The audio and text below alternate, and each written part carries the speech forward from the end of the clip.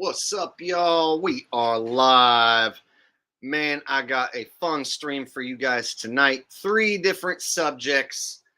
And the first one, I'm thinking we're going to start with Ice Cube. We're going to expose this Hollywood puppet together. We're all going to roast this fool. Start with Ice Cube. We're going to expose this Hollywood puppet. That's right. My watch page knows what's up. All right, who's here? We got Sunflower. We got Jonna. Got Sunflower here. She says, let's get ready to rumble. Oh, shit. I think Michael Buffer can sue me if I say let's get ready to rumble the same way he does. I've heard that he owns that. He's got it trademarked. And he's such a dick that if you say let's get ready to rumble, he'll sue your ass. So I don't want Michael Buffer to sue my ass. So I'm going to say, let's get ready to rumble. Oh, ha. That's my own version. And it's trademarked by me. So he can't steal it. What do you think of that, Michael Buttcrack?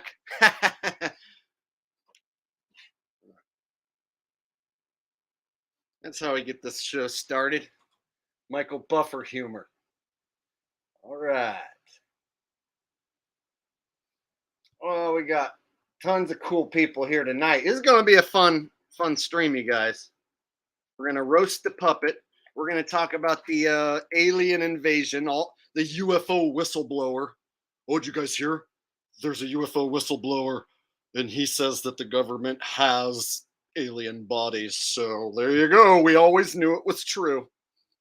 And the whistleblower confirms it. So we're going to get to that whistleblower baloney.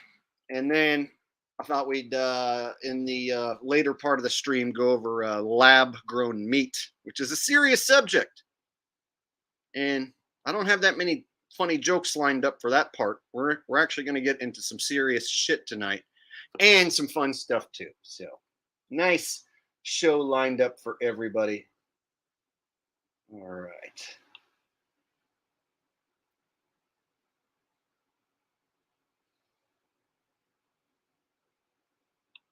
Rose Bell says, what's up with quarantine in California? Well, I haven't heard anything of that. I live here, so I'm not quarantined. I mean, I am sitting at home, not outside, but I'm doing that because I'm live streaming. All right. So, yeah, I thought we would kick things off with Ice Cube. And Ice Cube was a, oh, look, before I get started. Hi, Misanthropic. Nice to see you. All right. And Maddie 33. Oh, that's going to get people thinking that you're Masonic shill, Maddie. Why would you put 33 in your name, Maddie? Not a good idea. Not a good look.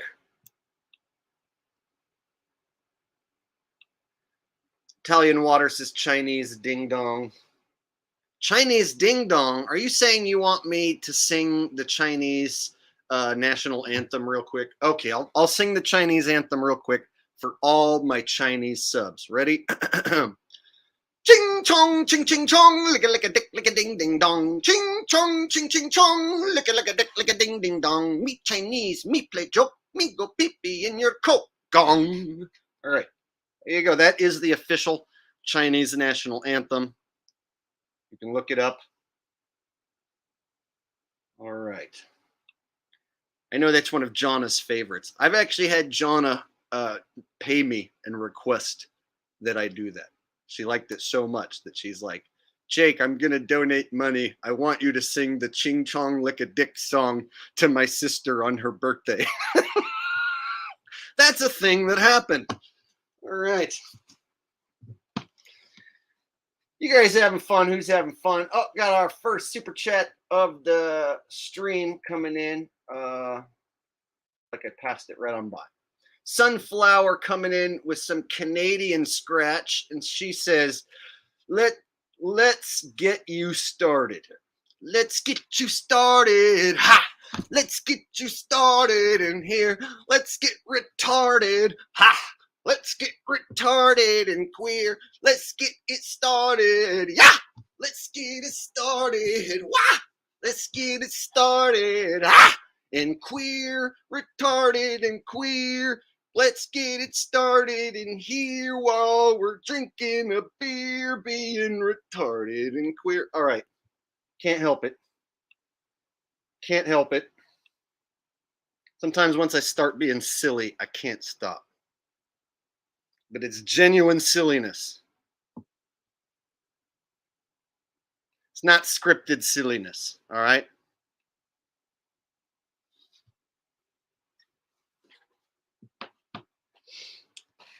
Thank you, Sunflower. You are very sweet. I appreciate that. That was very generous of you. I hope you like my rendition of Let's Get It Started by the Black Eyed Fleas. All right. Andy's here. She says, drinking water. Drinking water. Making copies. Drinking coffee. All right. So, I think I've wasted enough time. I should probably get right into the first subject, Ice Cube. So, when I was growing up, I liked gangster rap. I was one of those goofy white kids that when I first saw Snoop Dogg and Tupac and Dr. Dre and Ice Cube, those whole crew of West Coast gangster rappers, I thought that music was cool, and it made me wish I was black and start acting black. And I went as far as to buy the albums, memorize the songs, and sag my pants. And so I know some Ice Cube songs. I was, when I was younger, an Ice Cube fan. So here's the thing: I know what it's like to grow up like a celebrity, musician, whatever. And then much later in life, you find out that they're a total sellout and a piece of shit. And you have to find that special zone inside you where if you do hear their music, you remember back when you were a kid and when you liked it, but you know now that they're a total sellout and a piece of shit. So it's kind of hard to enjoy that music like you used to back when you were a fan, knowing that these people are in an evil club and they're pushing evil agendas and they're puppets on a world stage, brainwashing people. These people are basically crisis actors, just on a much higher pedestal. So, for instance, I remember listening to Ice Cube and rapping along, and remember he had a song called "It Was a Good Day." Just waking up in the morning, gotta thank God. I don't know, but today seems kind of odd. No barking from the dog, no smog. And mama cook a breakfast with no hog. I got my grub on, but didn't pig out. Finally got a call from a girl I want to dig out. Hook it up for later as I hit the dough. Thinking while I live another 24. I gotta go cause I got me a drop top. And if I hit the switch, I can make the ass drop. Had to stop at a red light. Looking in my mirror, not a jacker in sight. And everything is all right. I got a beat from Kim, and she could fuck all night. Now, see, I didn't just memorize that before the stream started to look cool. I fucking knew these songs when I was a kid because I thought it was cool. And now I'm going to do a stream where I rip Ice Cube apart. But there was a time where I actually thought the guy was cool, which is going to make roasting him today feel so much better because I'm a man who can admit when I was duped and when I was a sheep and how I no longer am that way, and it's no longer possible to brainwash me with these puppets. So any Ice Cube fans who might come along and say, oh, well, you're just a hater or jealous or whatever, no, I was a fan. And now I see him as what he is, an actor, a puppet in the club. And what's funny is Ice Cube has recently come out and done a whole string of interviews with puppets where he says he's not in the club. Have you guys heard this? Ice Cube is going around telling people he's not part of the dirty evil club. You guys hear that? Studio gangster rapper, right? Who had a contract, a major label contract where he was on MTV for years. No, when his career fizzled out musically, then they have this movie career suddenly lined up for him.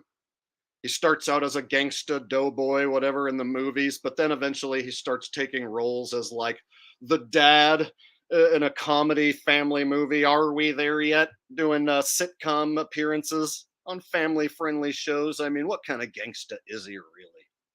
And it's always the same character that he plays. Hell yeah.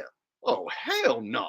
Right? The same Ice Cube in every role. Is this guy really that good of an actor that he's in 40 films because he's such a good actor? He plays the same role. He's Ice Cube being Ice Cube all the time. Oh, hell no. Man, that's no. Oh, hell yeah. That's basically Ice Cube all the time, right?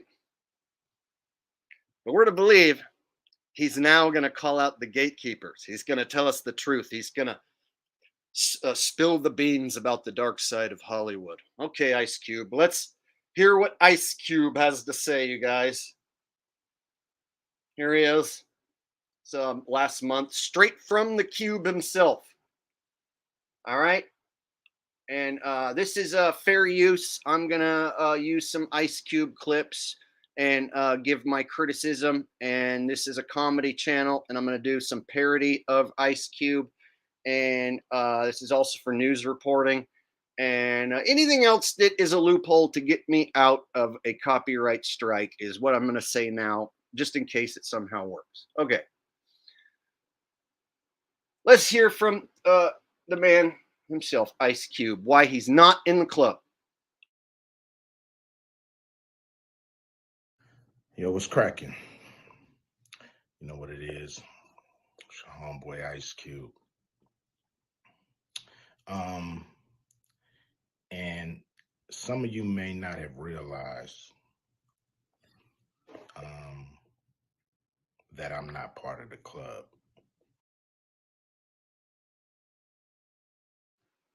Let me stop you right there, Mr. Cube.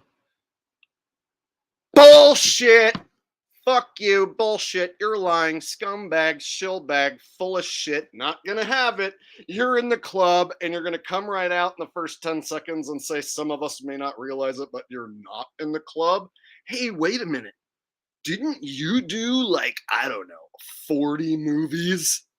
40 Hollywood movies with a major budget? Didn't you have a studio gangsta contract with a major label where you were on Masonic television, excuse me, MTV, all day long, to where my white ass teenager self memorized your stupid songs? You piece of shit, making me sag my pants and talk black. Yeah, you influencing my very nice, good white ass into becoming a thug piece of shit. Is that what you wanted to do? Was that what you thought you were going to do to me? Well, it almost worked. I almost became a gangsta, but I found out I was a white guy and eventually embraced my white roots, and I found rock and roll. But I almost let this guy drag me to gangsta hell. Had me sagging my pants. Right? Acting like he did in the videos. So he's going to say he's not in the club. Isn't it hilarious how somebody who had a major label record contract, and then when their contract dried up, they have all these movies lined up, different kinds of movies. He starts as a gangsta and does the hood guy. Friday, Boys in the Hood. So they start him out as gangster rapper, and he goes to gangsta part in the movie. And then they turn him into the family man. Are we there yet? And then he shows up in some sitcoms and whatnot on television. And then he's family man, family friendly, PG Ice Cube. But now he's going to come out, tell us he's not part of the club. Oh, okay. Did you quit the club after you did those 40 movies?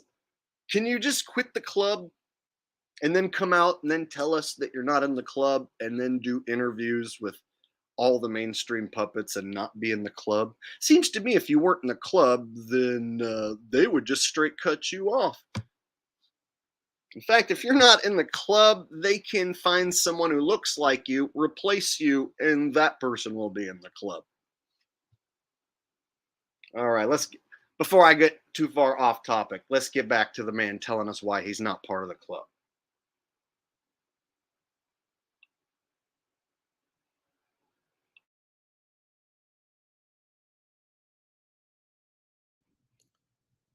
And a lot of you listening to me right here, right now, you're not part of the club either. And what I realized with the club is what makes them so mad is when you don't want to be a part of their fucking club.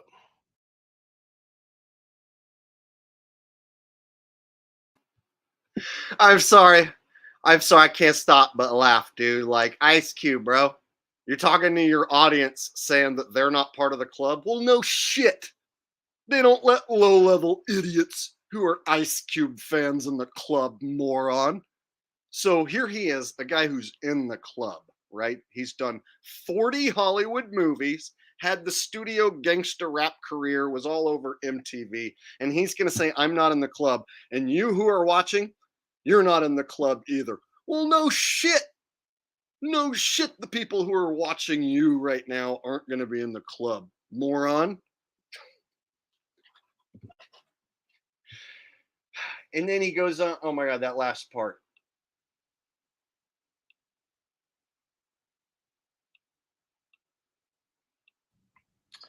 What makes them so mad is when you don't want to be a part of their fucking club.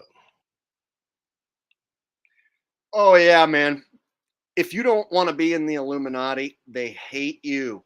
Oh, they're so mad. Hey, you know what? The reason why the Illuminati hates me? Because I don't want to be in it. You guys want to know? You guys know that the Illuminati hates all you guys because you don't want to be in the club. They hate everyone who doesn't want to be in the club. Now, it seems to me it's a very special elite club, and they recruit special individuals. Individuals are either born into it or they're specifically recruited to be in that club. They don't want any stupid ass loser who works at a regular 9 to 5 job to be in their club. No, you have to be an elite level scumbag, somebody who's willing to slit your own grandmother's throat for success, for fame and fortune. You have to be an elite level scumbag and prove yourself over and over to be in this club. And he's like, you know what really makes them mad is when you don't want to be in that club. Man, shut up, dude. Gotta hear it from a dude in the club and to talk about they don't like it when you don't want to be in the club. Guys, they are blatantly slapping the public in the face with this whole club shit now, right? Don't you like my Ice Cube impression? That's pretty much like as good of a white guy doing Ice Cube as you're going to find. All right. Aurora seems to like it.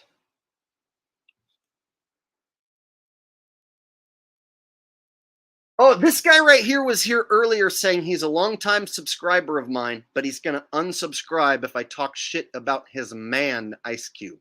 He called him his man. He said, if you talk about my man, Ice Cube, I'm unsubscribing. And this was before the stream started. And I said, hey, Jimmy, Ice Cube is a sellout puppet piece of shit. And he's going to get exposed, something like that. And I said, so get lost, punk. And so here he is sticking around, going to tell me I've never been in the music industry and I'm just talking shit. Oh, okay, Jimmy. I'm sure you have been a big high profile gangster rapper and we're on MTV. So since you have those credentials, why don't you explain to all of us why Ice Cube is not a sellout and how he got his record contract and his acting, all his movie roles out of pure skill and talent. Explain to me how he transitioned from gangster rap into movies and got so many roles without any actual acting talent, being the same Ice Cube character over and over. How does that work? How, and he's not in the club, so he did Hollywood movies. He got a Hollywood career for the last, what, 3 decades? Rubbed noses with celebs all day long, and now he comes out and says he's not in the club, and you're going to tell me I'm talking shit? No, I'm giving you the facts. I just laid out all facts. Nothing of what I said was talking shit. If I was talking shit, I'd be like, Ice Cube's shirt looks stupid.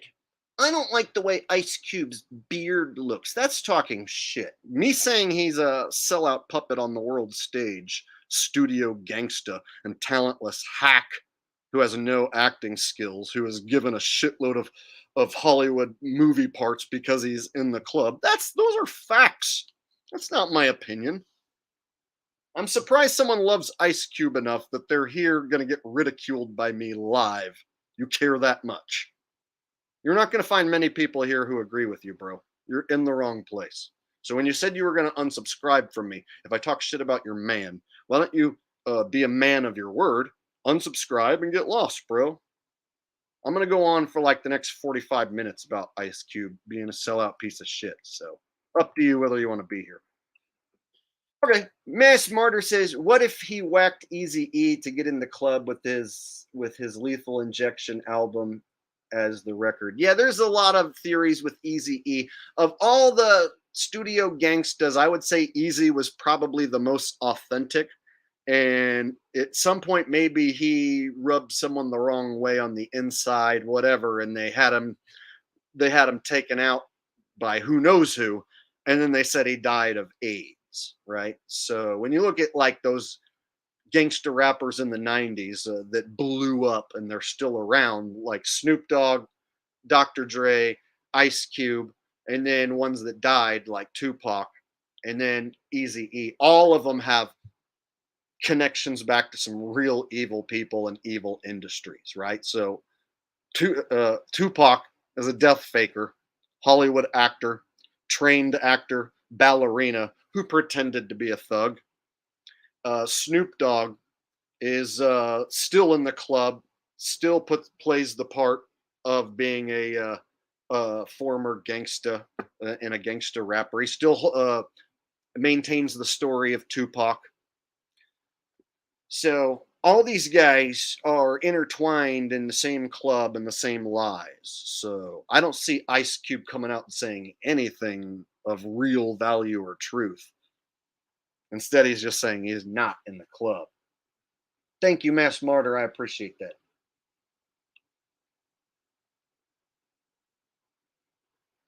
All right.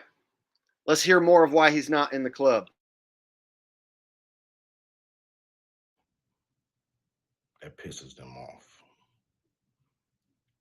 What club am I talking about? I'm talking about the club of gatekeepers that we all got to deal with. You know who they are. The club of gatekeepers that we all got to deal with. So you're telling me I got to deal with the same gatekeepers as you in Hollywood? So you're telling me some dude who works at Subway down the street, he's got to deal with the same gatekeepers as you in Hollywood, Cube? Who are you talking about? Don't tell us we know. Tell us who you're talking about. Because if you're talking about some shitbag in Hollywood, I don't deal with them. Not at all. Homeboy down the street who works at Subway, a guy who works on the cars at the garage, they don't deal with those gatekeepers at all. So who the hell are you talking about, Cube? If you're a truther, spill the beans, bro.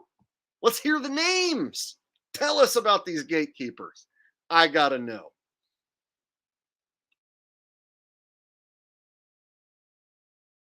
And they definitely know who they are.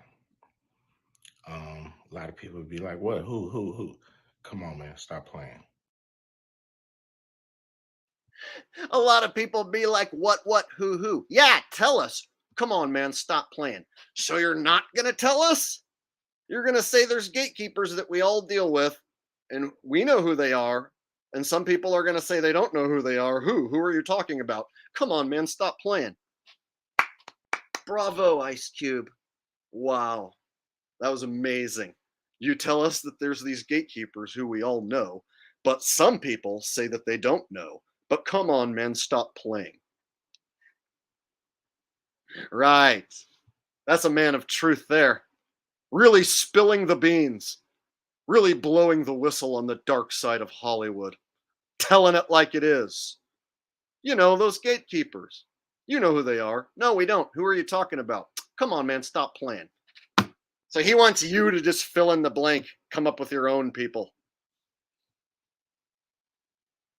Come on, Ice Cube, tell us some juicy details.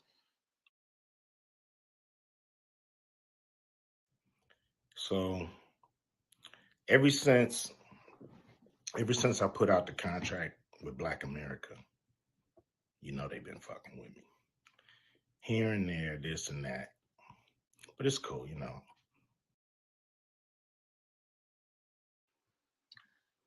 They been fucking with him here and there, this and that, ever since he put out the black contract. Dude, what does that mean? Give an example. You didn't say nothing. You didn't say any names. You didn't give it. They were fucking with you. How? Give us a for instance. That could mean anything. Did they pop your tires while you were sleeping? Did they uh, uh, bamboozle you a bunch of money with some fake deals or something? Like, come on, tell us, bro. Let us know. Gonna expose Hollywood, then expose it. You haven't said shit yet, Mr. Cube.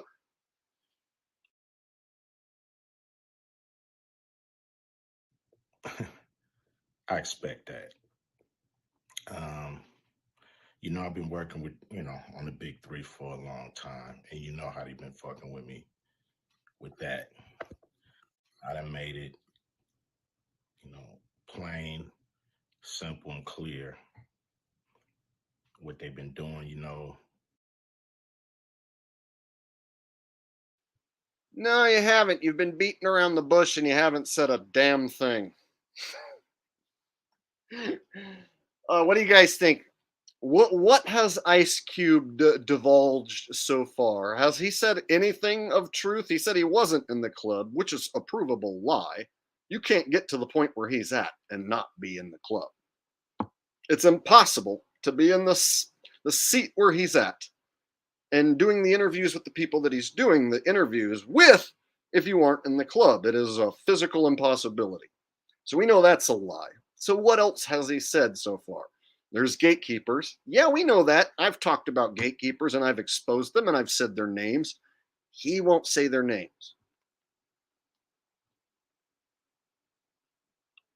Oh, name says more like ice puke. Good one, name. You believe a guy named his profile name? Well, at least he's here talking about ice puke. All right. Ice shill.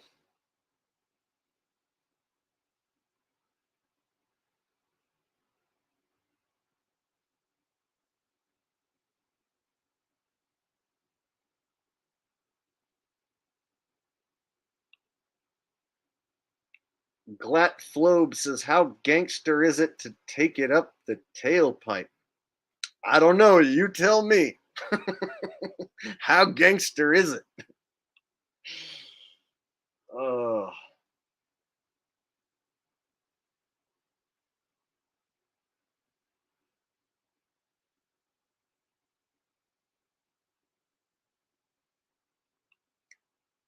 Brian, he's just playing his part.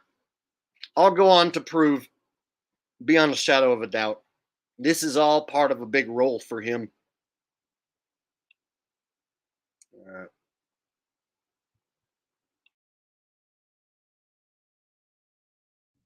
The NBA been fucking with us. Now, a lot of people might say, like, well, but Cube, you want to work with the NBA.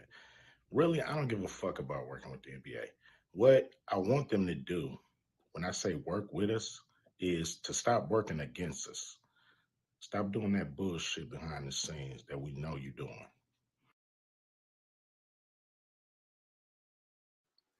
So he wants to work with a crooked league that plays fake basketball.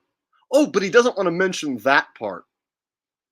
Yeah, he wants them to help with his cause. So he's mad that the NBA won't help with his personal cause. The NBA, they play fake basketball. And I don't hear Ice Cube talking about how the NBA plays fake basketball and rips off sports fans, rips off sports bettors, and that the sports betting industry is tied in with the government. That would be pretty truthful. Like what I just said there, that's truth. That's something he's not allowed to say. So he's not allowed to say the NBA's rigged as shit, and I don't want to work with a phony organization that's basically the Harlem Globetrotters. That would be some serious shit if Ice Cube was to say that the NBA plays pretend basketball.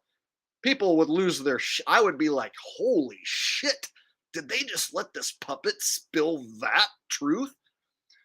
But no, he's not going to say that. He's not going to say that the NBA plays fake basketball. No, he's mad that they don't want to work with him. See, another puppet shill move.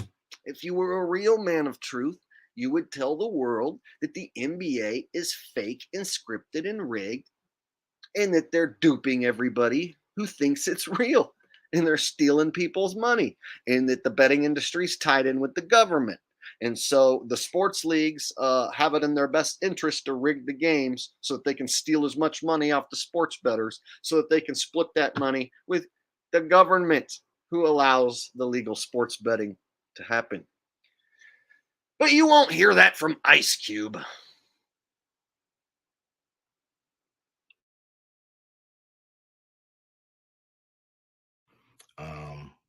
Mainstream media, they ain't fucking with us.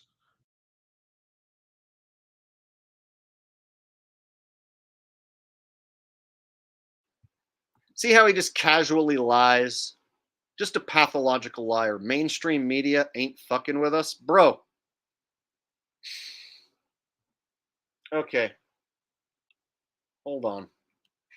This guy just did interviews with so many different people. Hold on. Say mainstream media ain't fucking with us. So we got him with Tucker Carlson right here. And he also did Piers Morgan, Bill Maher, and Joe Rogan. So Tucker Carlson, Joe Rogan, Piers Morgan. You know what I'm saying? Those are big time names.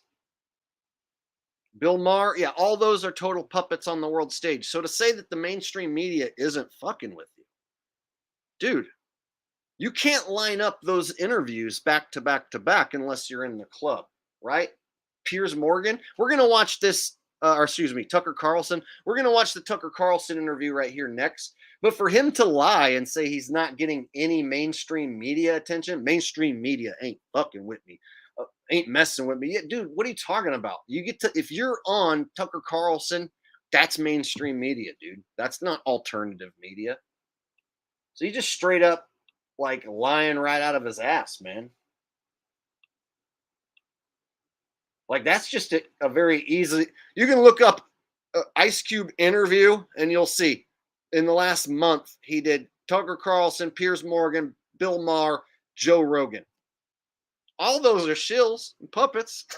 You can't line up a tour, a publicity tour like that unless you are super well connected in the big club. Not just like that level right there, all those different interviews and everyone talking about you and you getting this publicity push. That's a super well connected club maneuver right there to get everyone all on board with you so that you can do that and say that you're not in the club.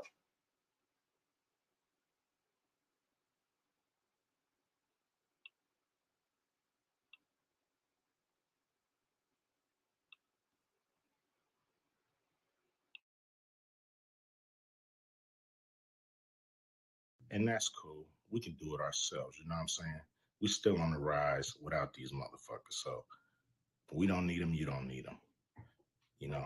So what am I going to do to deal with these motherfucking gatekeepers? Well, what I'm going to do is go on a Fuck the Gatekeepers podcast tour. And I'm going to go talk to everybody.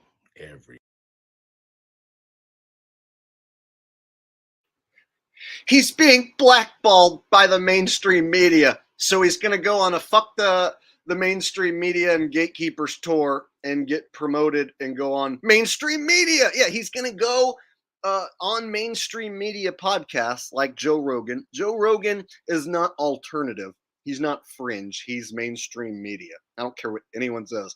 Dude's a shill, a puppet. That doesn't count.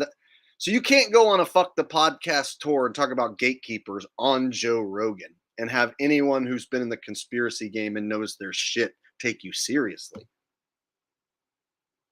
So this is for sheeple to keep anyone from starting to wake up. They want you to think that your favorite celeb is now a truther. So I've been seeing this a lot. They take different celebs and try and like kind of turn them into like truthers and stuff, you know, like Russell Horseface Brand is going to tell you the truth. Jim Brewer, oh, he's going to tell you the truth. Joe Rogan, yeah, he's just a cool, you know, regular dude, bro. He's going to tell you the truth. They try to take these like different puppets on the world stage and have them be like, yeah, I'm just a regular person like you. I'm Horseface Russell Brand.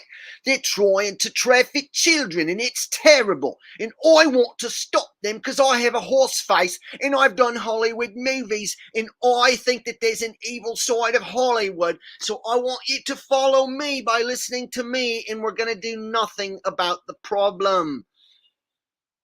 Right?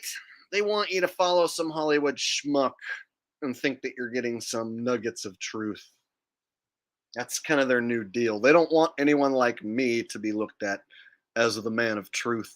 No, now they want to position celebrities as truthers, gonna bite the hand that feeds them. You think Ice Cube's gonna bite the hand that feeds him and go on a fuck the podcast, fuck the gatekeepers tour? If these people are powerful enough to ruin his life and his career, have him whacked, and he's not afraid of any of that, and he's going to go on a fuck the podcast tour and expose the gatekeepers while talking to Bill Maher and Piers Morgan and Joe Rogan and Tucker Carlson.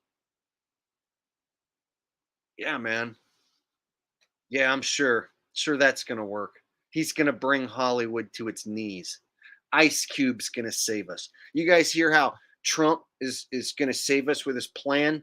Nuh-uh. Ice Cube is going to save us with his plan. That was the real plan all along. This is the real Q drop right here. Ice Cube is going to take down the deep state with his Fuck the Gatekeepers podcast tour.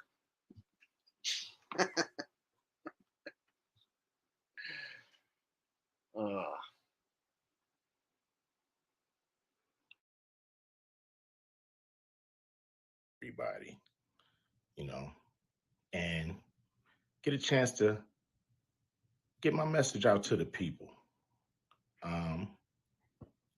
Be able to let people hear from me, you know. And you know, you might agree, you might not, but the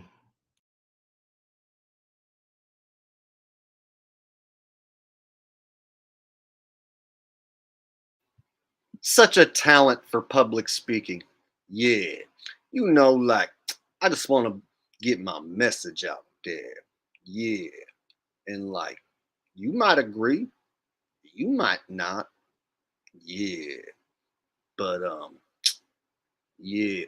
Man, come on. How the fuck did this guy ever get any part in any movie? Have you ever been moved by any of his acting abilities? Like I said, I'm a white guy, and right now, roasting this loser ass sellout piece of shit, I can do Ice Cube just about as good as Ice Cube. Well, hell yeah. Hey, I'm just trying to get my voice out there. And you might agree with it, you might not. But, you see, I ain't in the club. Some of you out there, you ain't in the club either. And Mainstream, they ain't been fucking with us. Nah. Those of you who know what I mean, quit playing. You know what I mean. We be trying to work with the NBA. You know what? I'd be like, fuck NBA. And the NBA, you know, they be like trying not to work with me. You know what I'm saying? Now, fuck you, Ice Cube. Such a stupid, lame character. I don't know how anyone could listen to that and think, oh, he knows what's going on. He's exposing the bad guys. Thank you, Ice, for your intellect of all the bad stuff going on in Hollyweird. Tell me that wasn't a dead-on Ice Cube impression right there.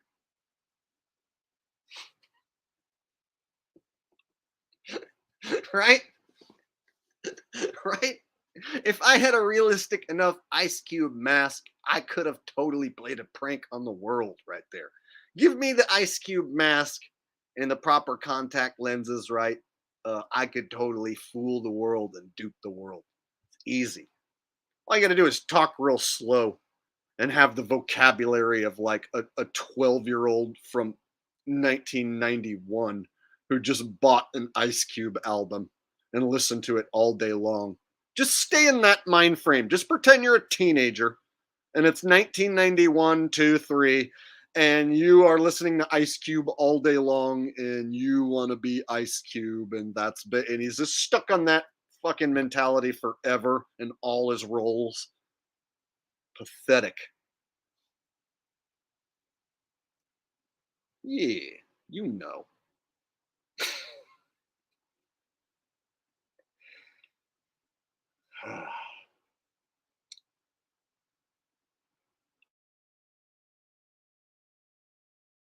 The important thing is,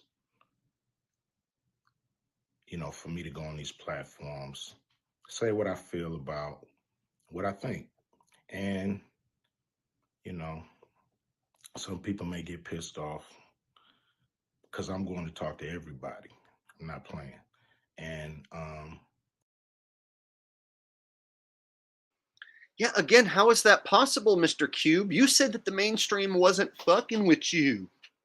Right? Remember earlier in this 3 or 4 minute video, you said that they weren't fucking with you. So how can you line up an interview with everybody? Some people might get mad, but I'm going to go talk to everybody. Really?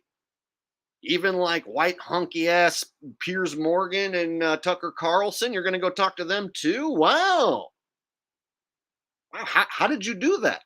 If I want to go line up a tour like that, it won't work because I'm actually blackballed. They won't say my name. They won't touch this individual. No way, no how is any camera crew gonna come talk about Jacob Gibson, Jake the asshole? Nuh-uh. I am legitimately shadow banned and blackballed. And here we have a movie star, studio gangster rap star, who's easily recognizable to tons of people, right? And he's gonna talk about how he's totally not in the club and he's not getting any attention from the mainstream media. So what he's gonna do is line up a huge tour where he goes on mainstream media. Yeah, man. Sure, Cube. Sure, Mr. Cuck Cube. Didn't even have to use my AK. I gotta say, it was a good day.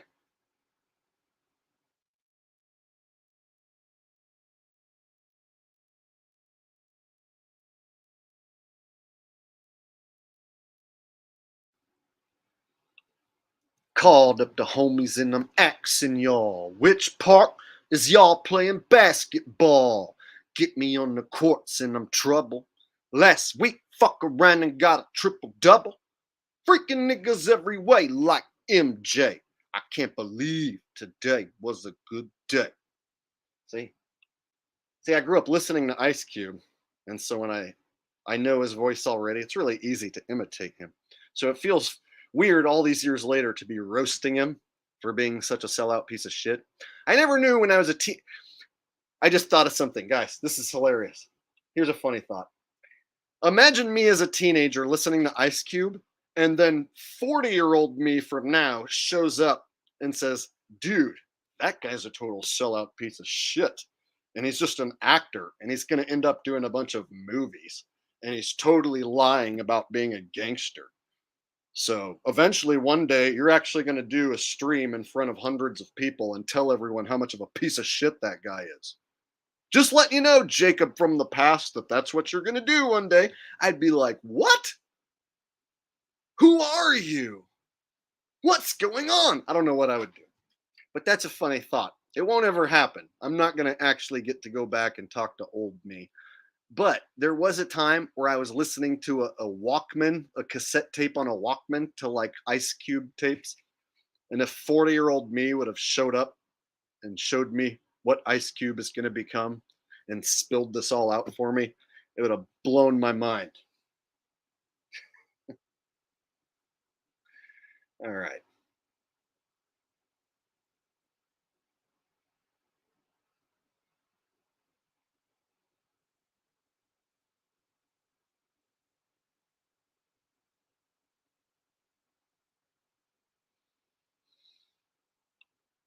Yeah, I probably wouldn't have believed it. Exactly.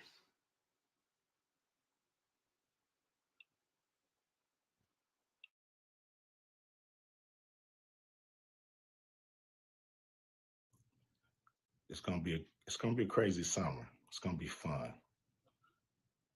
Appreciate y'all. Always support the big three.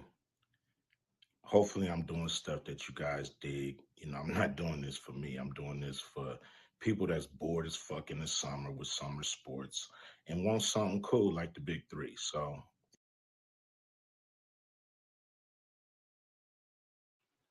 He's not doing it for himself or to make money. He's doing a basketball league where he uses former NBA players. It's for you when you're bored during the summer. Ice Cube loves you so much, and he hates that you get bored during the summer. So he wanted to create his own basketball league of guys who go 3-on-3 and play half court, where he uses old NBA players to push the league. And guess what? I'm sure if it gets big enough, you can bet on these games. You might already be able to bet on these games. I don't know. I've never tried to bet on Big Three, but my guess is if you can already bet on it, then those games are rigged as shit. So here he is wanting to get into creating his own league, and he's like, I'm not doing this for myself. I'm doing it for you because you're bored during the summer. Speak for yourself, Mr. Cube. I'm not bored during the summer. I have plenty to do. I don't need to watch a 3-on-3 irrelevant basketball league. So I know your fans who are total sheeple and tards, they might want to watch that crap. But like, speak for yourself, Mr. Cube.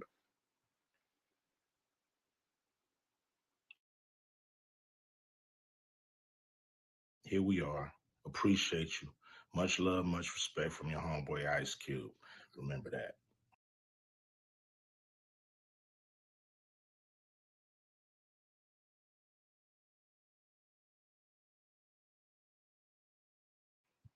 There you go, straight from the Cube's mouth. What do you guys think?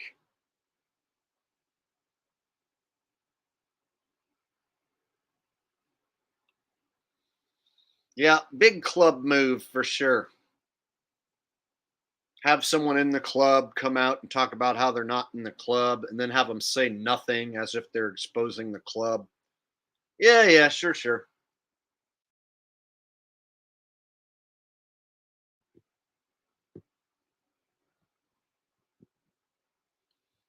Yeah, you like that? He wants people to support his 3-on-3 basketball league.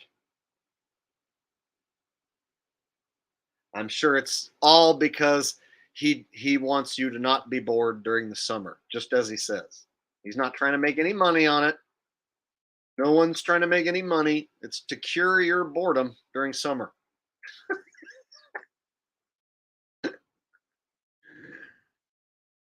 Lucky for me, I'm not that bored.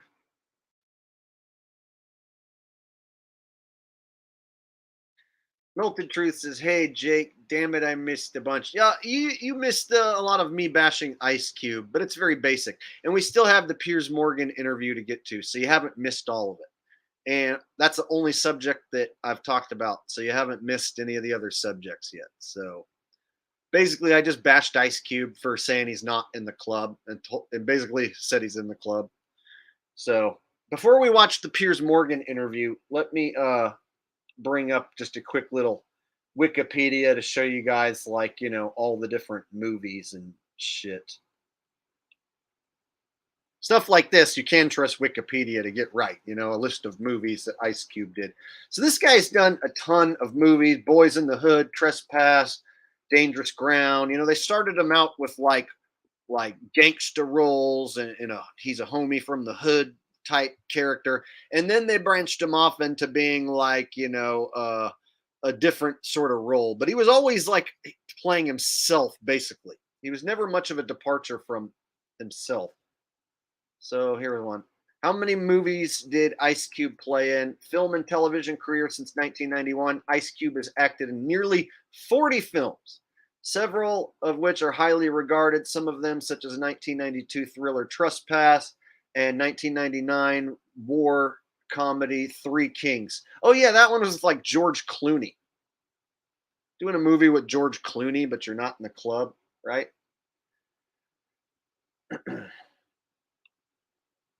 So that kind of career, you can't achieve 40 Hollywood films and a gangster rap career and do a current tour on all these different platforms unless you're super well connected and in the club. And then the one that I thought was the funniest was the not funniest as far as the movie, but as far as him uh, being a family man and doing a PG comedy. Uh, this one, Are We There Yet? 2005 PG comedy, Family. See? So he did a family comedy. It's a complete departure from his like gangsta image. And so he's willing to do a Hollywood family PG stupid comedy, but then act like he's against Hollywood. It's like, bro, how did you even get these roles? You're not a good actor and you're not funny. So how did you get 40 different roles, bro? If all you can do is be homeboy from the hood, then how the hell did you end up being like family dad in a PG movie? You're telling me out of all the people who could play that part, like you were the funniest? Yeah, right. Sure.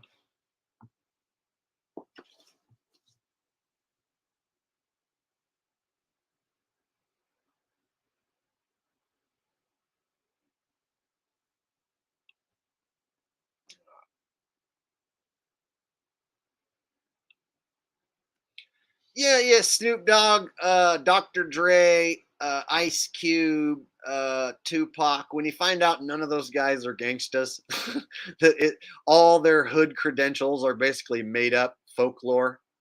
Yeah. Yep.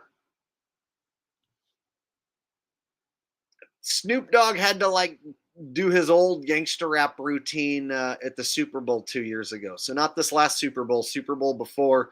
All they whipped out all the old death row gangsta guys and had them perform. It's funny to see they're like 50 whatever years old on stage, like still trying to portray this stupid part from a long time ago.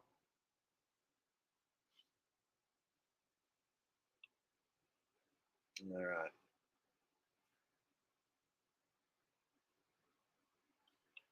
Yeah.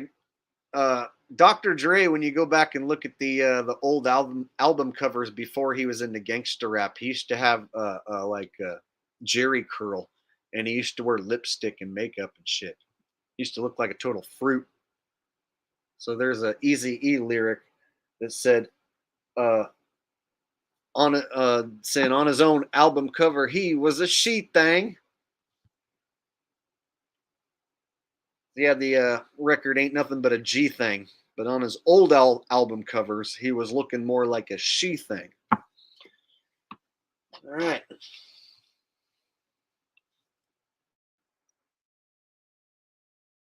Okay, let's transition to Ice Cube with Tucker Carlson. So he announces he's going to go on this "Fuck the Gatekeepers" tour, and those were his words. So here he is on one of the legs of his tour. We're not going to watch this whole interview, but we'll watch a little bit of it because it's ridiculous.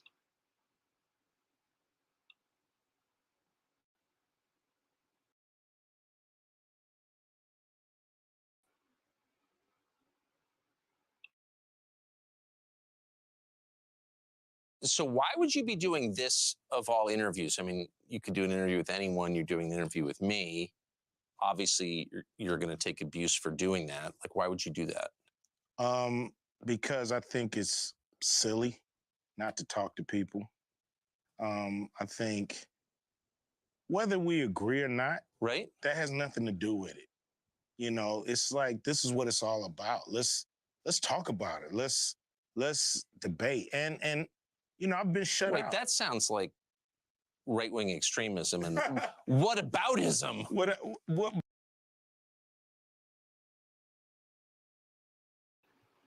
Okay, so now we're going to act like these two puppets are having a non-scripted chat. First off, they've already went over all the things they're going to talk about, and they can run this 2, 3, 4, 5 different times, and then they can cut it up and take the best version of it.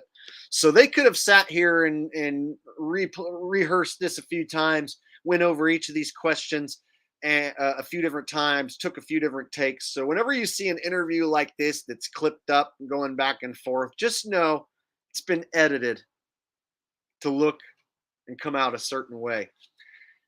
So Ice Cube, he's going to take a lot of flack for going on Tucker Carlson, right? So Tucker's like, you're going to receive a lot of negative attention for coming on here. And he's like, man, I just want to like talk, let's debate. Let's just, we just need to be talking about it, Okay, we're about to have a real conversation, and he doesn't care if he's going to get negative attention. He just wants to get his message out there. A fun fact, look at what hat he's wearing. Of all the hats that anyone could wear, you guys paying attention? Look at the hat.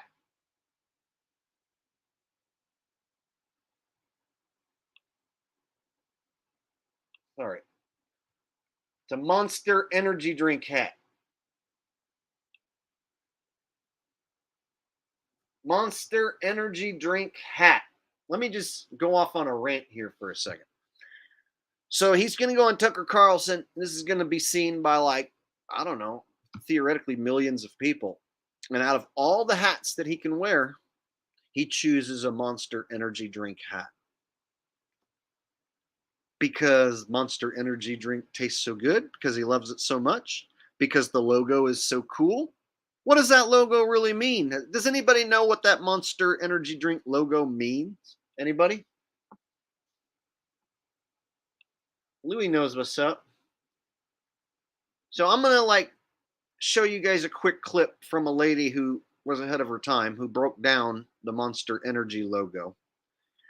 And then I'm going to cut back to this interview. But I just want to point out that this guy's a millionaire.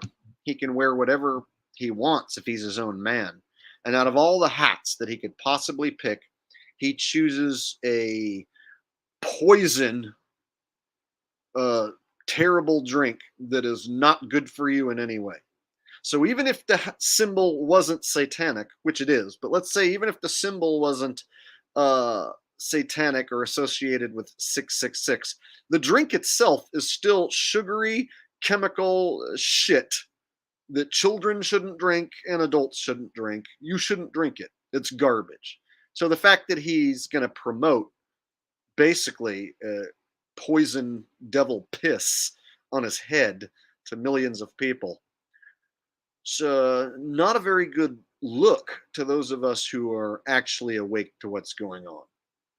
And now I'm going to show you a clip from a lady who broke down this Monster energy drink label. And then we'll get back to this interview.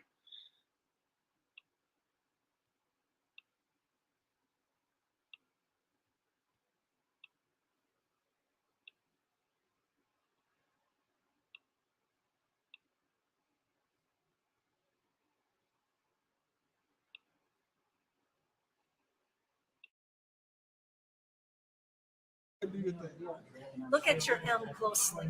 There's a gap right here in the letter M. It's never connected. So you go into Hebrew. The letter Vav is also the number 6. Short top, long tail. Short top, long tail. You could have here in Hebrew 666 on the can. But my interest is the word monster. What do you see in the O? There's a cross. Okay.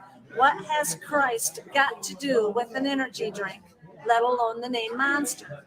So I thought, well, maybe this is a Christian company then. BFC at the bottom of the can. Do you know what that stands for? That's the F word. Big can.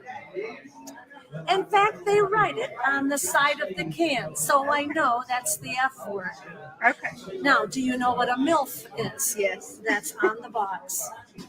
MILFs dig it, and you will too. This is not a Christian company at all. So why would they have put a cross on the can? Here is the message. Antichrist. 666 in Hebrew. And then the Bible talks about the beast in Revelation. And look at Monster's ad.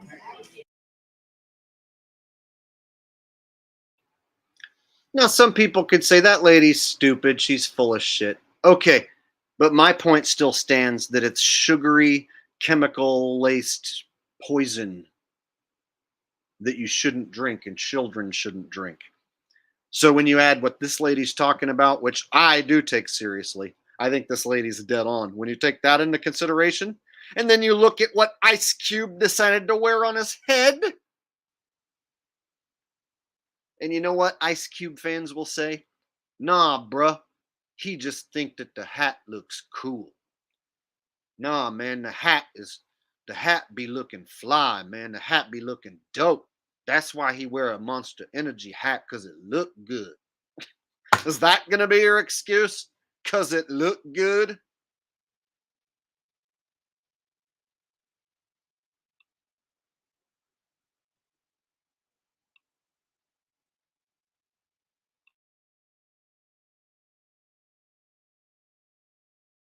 This is their statement. You see these M's everywhere. Hats, t-shirts, bumper stickers. Is there another agenda here? If God can use people and product, so can Satan. And look at it this way. Even if the M was not the issue, you cannot deny that that is a cross. And what is witchcraft? When the cross goes upside down, bottoms up.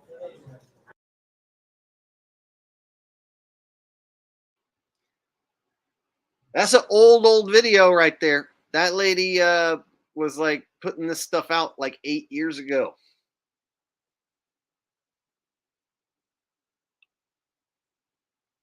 So let me go back to this interview, 2023. Ice Cube is on his Fuck the Gatekeepers podcast tour, and he shows up with the Monster Energy drink hat. Of all the hats he could wear, has to be a Monster Energy drink hat. Now, to sheeple, they're literally just going to be like, bruh, he just thinks that the hat is cool. It doesn't have anything to do with Satan. Ice Cube thinks that that's a cool hat, and he wore it because he likes it.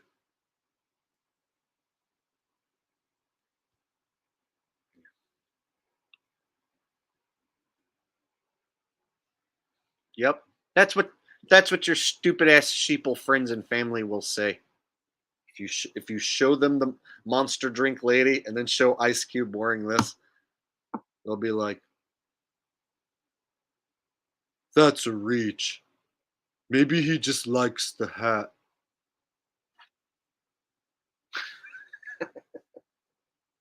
But to me, it's not a reach at all. It's like, oh, okay, I see this sellout gonna go on a sellout tour and go talk to a bunch of puppets and get a bunch of attention while saying nothing. He's gonna be wearing a Monster Energy drink hat the whole time.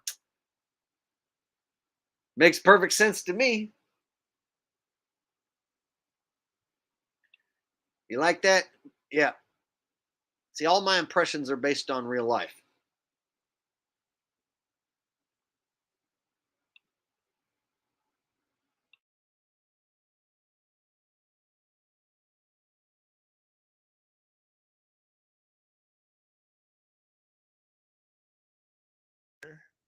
I'm not part of the herd.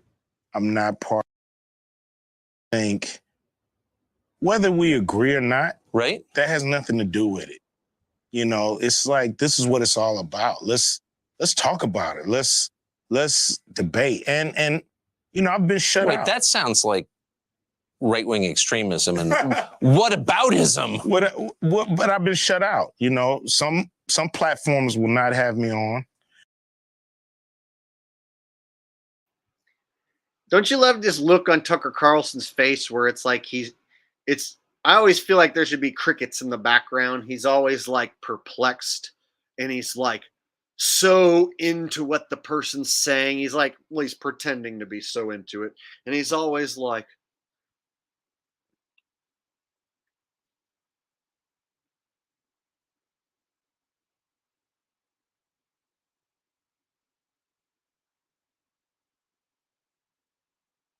the whole time Ice Cube will be saying something, it'll switch over to Tucker.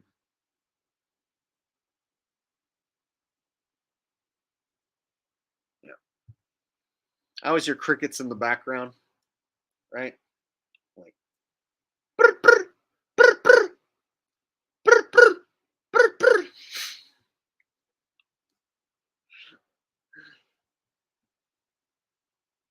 Y'all like that? Yeah. Getting some laughing emojis going here. All right. Good times.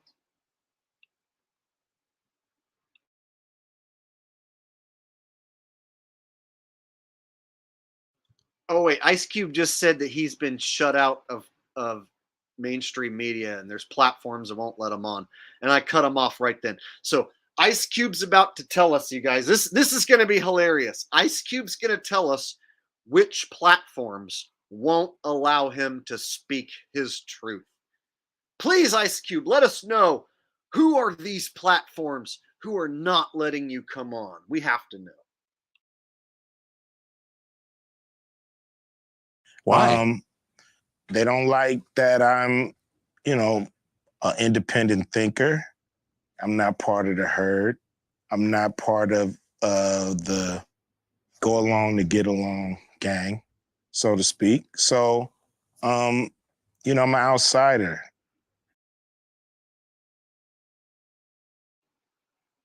He's not part of the herd. He's a free thinker. He's an outsider.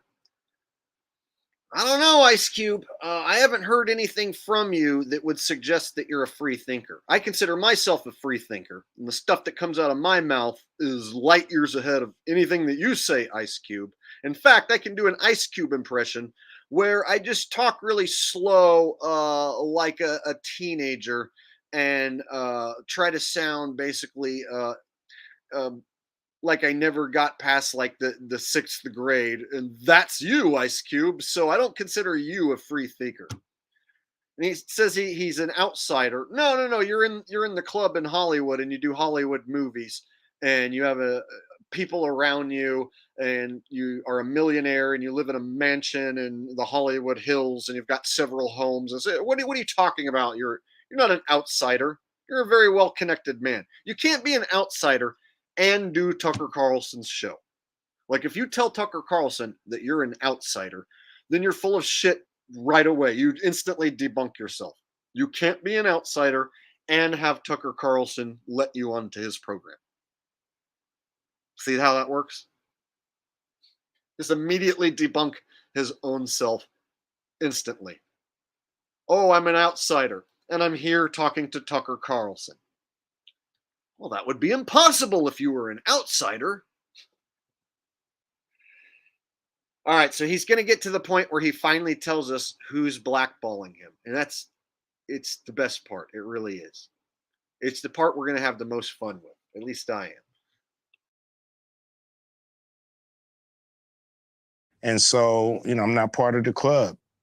So I have to go places for one that I'm welcome and where I can voice my opinion without somebody, you know, saying I'm a bad person and that they never want to have me on their platform again. What platforms have banned you? I've been,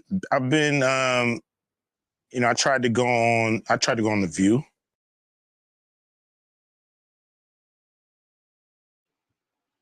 He tried to go on The View.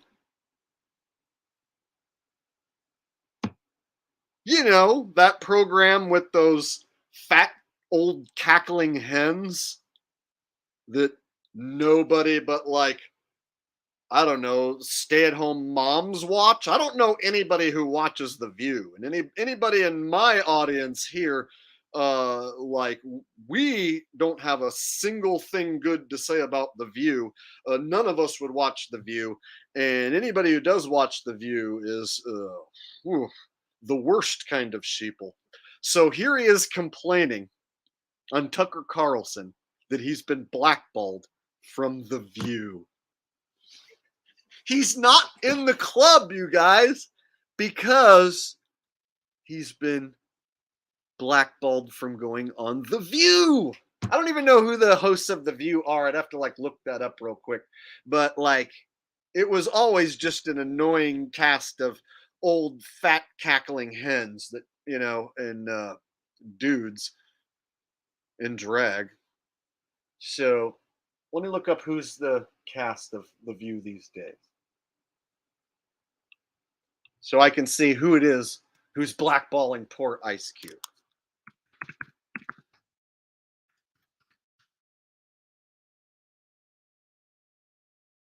Okay, here it is. You have to look it up because I don't know who's on the show. Only one I think I know is Whoopi. Yeah, Whoopi, Joy Behar, Sunny Hostin, Sarah Haynes, Alyssa Farah Griffin, Anna Navarro, Megan McCain, Abby Huntsman. Okay, I've only heard of Whoopi Goldberg and Joy Behar. Those are the only two I've heard of. Is this them? Okay. So Ice Cube. Hold on. There we go. Ice Cube is complaining that he can't go on The View to Tucker Carlson. Yeah, you know, it's like mainstream media, they ain't trying to fuck with me and stuff. You know, like, I got to deal with all these gatekeepers, and they ain't trying to let me on their platforms. Well, who's not letting you on their platforms, Mr. Cube? Well, one time I tried to go on The View. The View! The fucking View! A gangster rapper is bitching and complaining and pouting because he didn't get to go on The View. And he's going on a Fuck the Gatekeepers podcast tour to cry and complain about not getting to go on The View. Yep, not exaggerating. That's what's happening. I'm not talking shit. That's what's happening. I'm not racist by doing a perfect impression of Ice Cube. I'm that talented.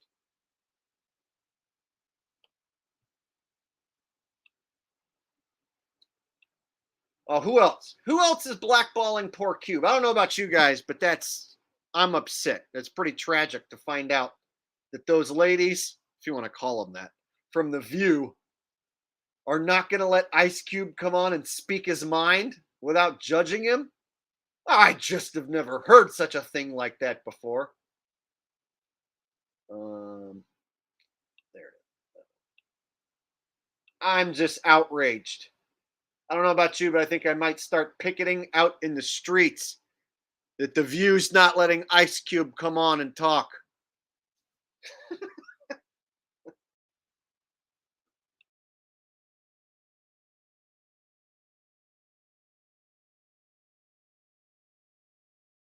get along gang, so to speak. So, you know, I'm an outsider. And so, you know, I'm not part of the club.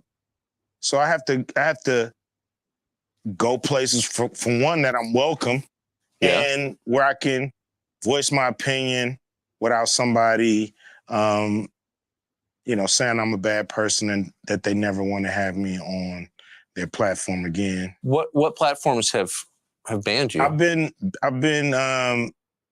you know, I tried to go on The View. They didn't have me on The View. Why? Well, a few of the guests just really didn't like where I was coming from. So, or a few of the hosts, I mean, had me come on and explain myself, but You'd be a good booking for them. I've been on there before. Yeah. You know, it's just when I've became an independent thinker, when I've, you know, I'm not, you know, I don't follow their So he's been on The View before, but he's mad that they don't want him on there now. Oh, poor Ice Cube, homie black man from the hood, is upset because some fucking cackling hens from The View don't want him on the show no mo. When he became a free thinker, Ice Cube became such a free thinker that they don't want him on The View no mo. He used to be able to go on there and hang out with the fat cackling loser hens on The View. He used to go on there and love it. It was his favorite. He enjoyed it so much. But now he's sad and gonna cry because he can't go on The View no more because he's such a free thinker.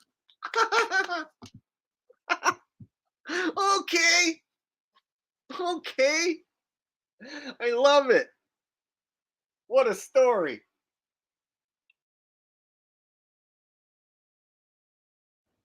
their brand of politics, I guess.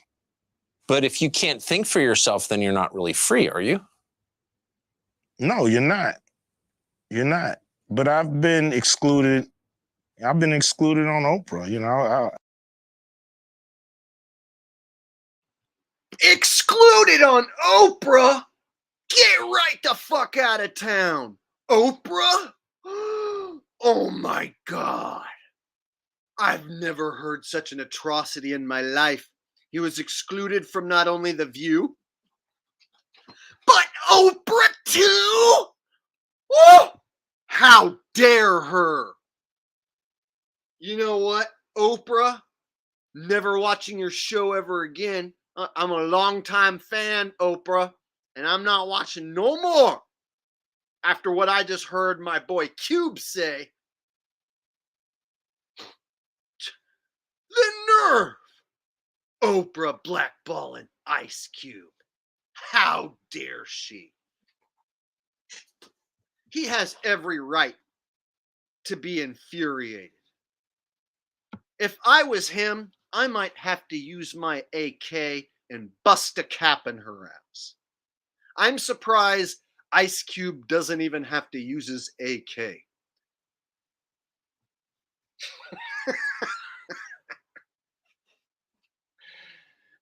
Watch.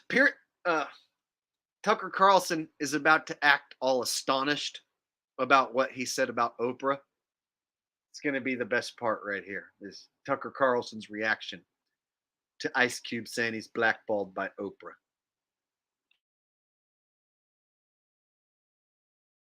On Oprah? On Oprah. Yeah, I've been excluded. Yeah, man. I would think you'd be the person Oprah would want to promote. I mean, you grew up in South Central, you were successful at a young age, you have dignity, you say what you think. Like, I thought that was the goal. Me too. You know, I don't know what it is, but, you know, several of my, you know, I had a movie called Barbershop, you know. Yeah, I remember. That I wasn't invited to participate with the cast. I produced a show called Black White, and it was a very controversial show. And once again, they had the whole cast on, but I wasn't invited. And so I don't know. On Oprah's show. Yeah. So I don't know what that's But Really, Oprah's obviously a saintly, godlike figure who's revered by all decent people. Wow, Oprah's a saint-like, godlike figure who's revered by all people. What the hell did I just hear? So imagine being a black man from South Central. You make it as a gangster rapper, you make millions. You transition into Hollywood and make boatloads of millions in movies, and you can like go chill out in your mansion and not deal with any of this or give a flying fuck about any of these stupid women, like I'm calling them women, Oprah or on The View, right? He could totally just be like, I don't give a shit what any of them think. I'm a millionaire and I have a great life. If he was truly just happy with his life and a millionaire, he wouldn't have to come out and bitch about how sad he is about not being on Oprah or The View, right? Like, what kind of like dude from the hood who grew up in a successful is now gonna bitch and be sad and have to go, on a podcast tour where he's gonna bitch about how Oprah didn't invite him to some party or whatever. It's really weird. It would be like Snoop Dogg being angry that Martha Stewart stopped returning his calls. Yeah, I tried to call Martha Stewart the other day and that bitch didn't answer my call. She too good for me now. Now I'm a bitch about Martha Stewart not wanting to hang out with Snoop Dogg.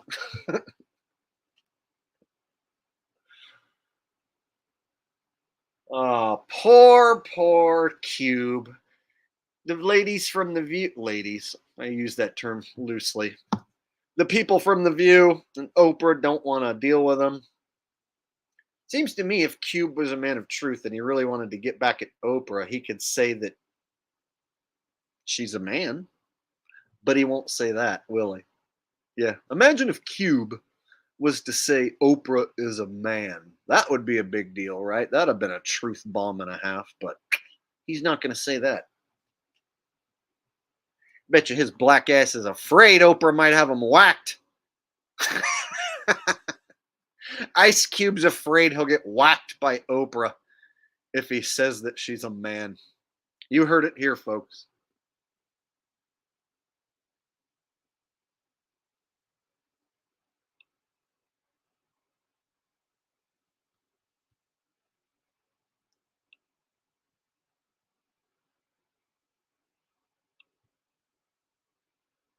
Why would she exclude you? I really don't know.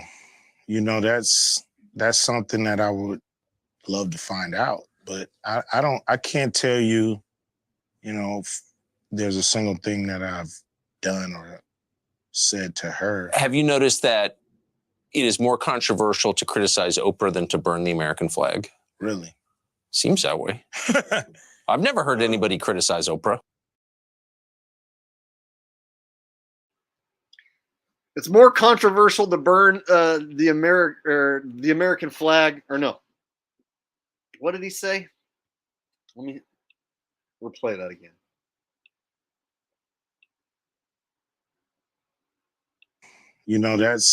That's something that I would love to find out. But I can't tell you, if there's a single thing that I've done or said to her. Have you noticed that it is more controversial to criticize Oprah than to burn the American flag? Really? Seems that way. I've never heard anybody criticize Oprah. I had to get that straight. It's more controversial to criticize Oprah than it is to burn the American flag. And then he says he's never heard anyone criticize Oprah.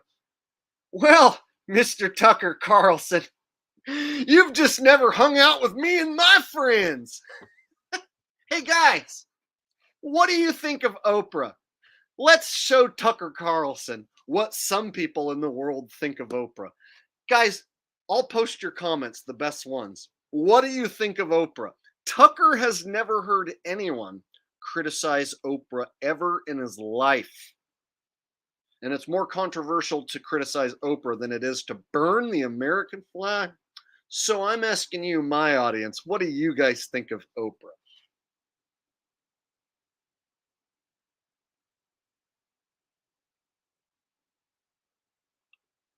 Rusty Shackelford says, I like my Oprah like I like my coffee, ground up and in the freezer. Hey-o. Oh, and I missed a super chat before I forget. Sometimes I get carried away. Devil's Harvest with a $20 super chat. No message, just the super chat. Thank you very much. I appreciate that. Devil's Harvest. Oh, looks like you got a cell tower as your profile pic. Well, thank you.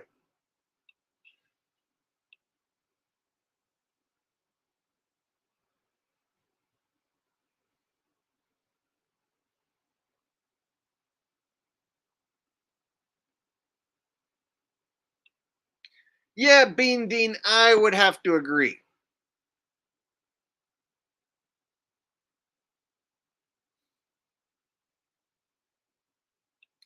Yeah, DJ E Slick, I would have to agree. J Team 187 says Oprah is more ratchet than a rusty tool. Yeah, I'd have to agree. So it's funny how Tucker Carlson's like, I've never heard anyone criticize Oprah. It's more controversial to burn the American flag than it is to criticize Oprah. Dude, where did you grow up? Who do you hang out with? Oh, yeah, that's right. You're in the club and you hang out with a bunch of shitbags. So that makes sense.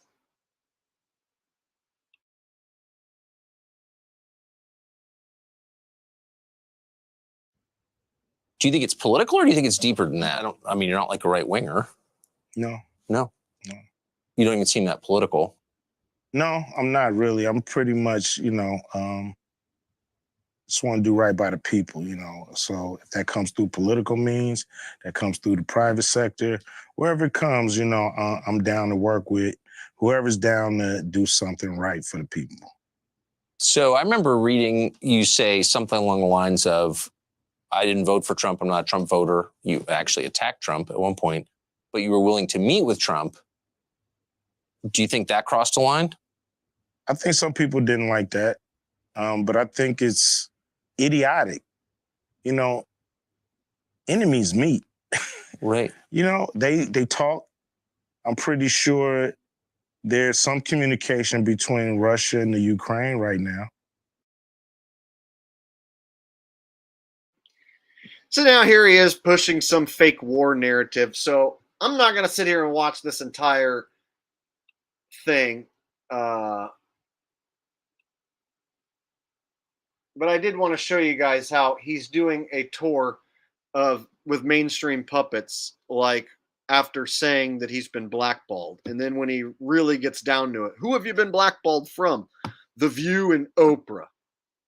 Motherfucker crying about The View and Oprah while doing a publicity tour, talking to a bunch of controlled media puppets. Great. Glad that guy's on our side. All right.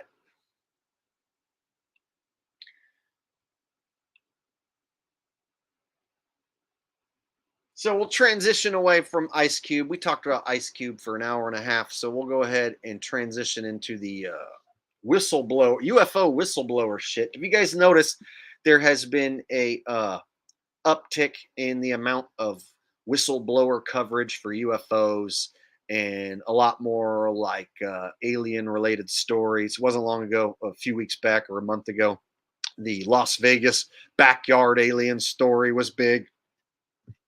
So it looks like they're setting the stage for some sort of alien invasion, possibly, or they're going to make some major announcement where they come out and say, like, yes, we for sure do have alien remains. We have an alien vehicle, yada, yada. So I think they're prepping the stage with these whistleblowers, which I believe all the whistleblowers are fake, by the way. But I think they're setting the stage with these fake whistleblowers so that they can do some sort of big fake reveal, some grand reveal. And at any point they can try and pull like some sort of fake alien attack. It would be ballsy and require a lot of production, but I wouldn't put it past the government at some point to try and act like they're going to save us from aliens attacking.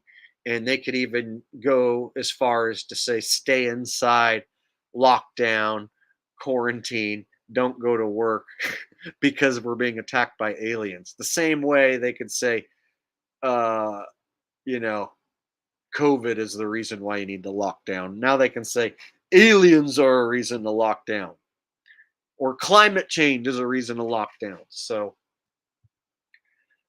anyway, I'm seeing a lot of this UFO whistleblower, and this term whistleblower, whenever I see that term, I automatically say fake. So I don't think that any news outlet is going to have a real whistleblower. If it's some sort of information that they don't want out there, they just won't cover it. So what I like to tell people is, if you go outside and start blowing the whistle, telling the world what the government's doing, like go outside, get on a megaphone and start yelling that the government's doing all this bad stuff. Tell people about your favorite conspiracy on a megaphone outside. And what'll happen is no one will listen to you. They'll probably just call the cops on you, and the cops will come and tell you to shut up, if anything. So basically, blowing the whistle doesn't mean that cameras show up to your doorstep and put you on the news. So if you have credentials and you're going to spill the beans about something that they don't want on television, they just won't put you on television. So anytime anyone's on television as an official whistleblower, then you know it's bullshit, right? So like television news stations, mainstream media is controlled. They're not going to listen to anyone who's a legitimate whistleblower. So only controlled whistleblowers get attention. James Richard says Oprah has more white privilege than any white person I know. Yeah, I would agree with that. Thank you for the donation. I appreciate that. So this term, whistleblower, anytime, like I said, you see it from the mainstream media, just substitute that with fake ass actor. Whistleblower equals fake ass actor. So we're going to listen to a fake ass actor explain that the U.S. has recovered non-human biologics. So this whole scene right here, when it's in a courtroom, the sheep, the normies, think that it's official. So just because you see something happen in a courtroom doesn't make it legit, doesn't make it official. This is the world stage. You can have a television show, a movie take place in a courtroom. You can have the fake news take place in a courtroom. So this is a television show. It is fake. It's as fake as any movie or TV show.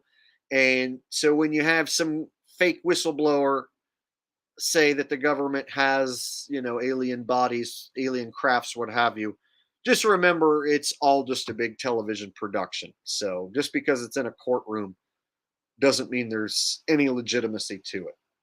And away we go.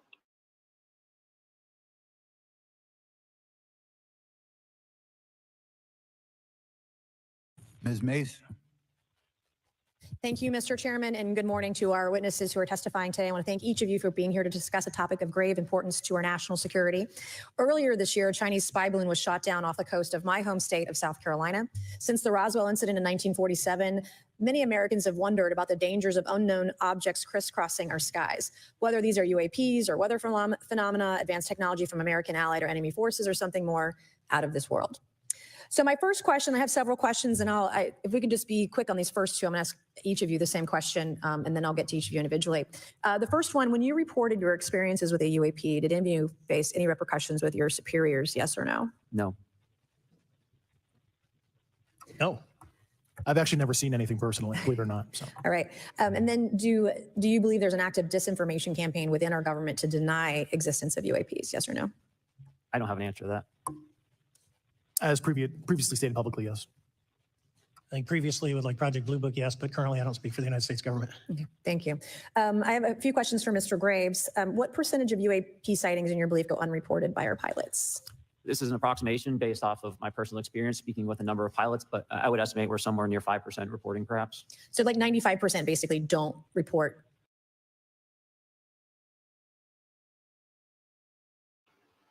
All right out of the gate, the lady opened up by saying that there was a Chinese spy balloon shot down. And you guys remember, what was that, like 5-6 months ago, we covered that, the Chinese spy balloon horse shit. And then she mentioned Roswell, and that's a fake event as well. So she starts out with mentioning 2 psyops and then goes into this psyop, right? Chinese spy balloon, Roswell. And then they go into this. See how that works? So they have all the sheep who are watching. They get your mind set up to hear about the latest psyop by preferencing 2 psyops from the past.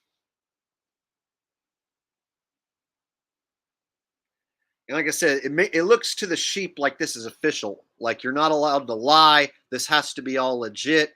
This is courtroom. This is legal, official, like leaking and whistleblowing of, the government covering up aliens. So to the sheeple, this sort of production is very effective. So somebody like my dad would see this and be like, I knew they were lying about aliens. I'm glad they're finally coming out and admitting it. Like, that's how most sheeple are, is like, I knew it. I knew they were lying about the aliens. I knew that they had spaceships and alien bodies. I'm glad they're finally coming out and telling the world.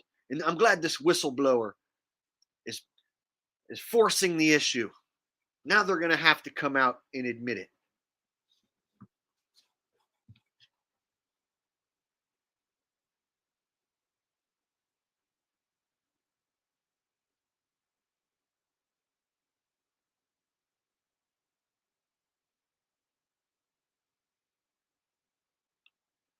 Oh. Excuse me. Okay. All right. So sheeple love alien stories. They got a huge number of ratings. The ratings were huge, I should say, when they ran the Las Vegas aliens story.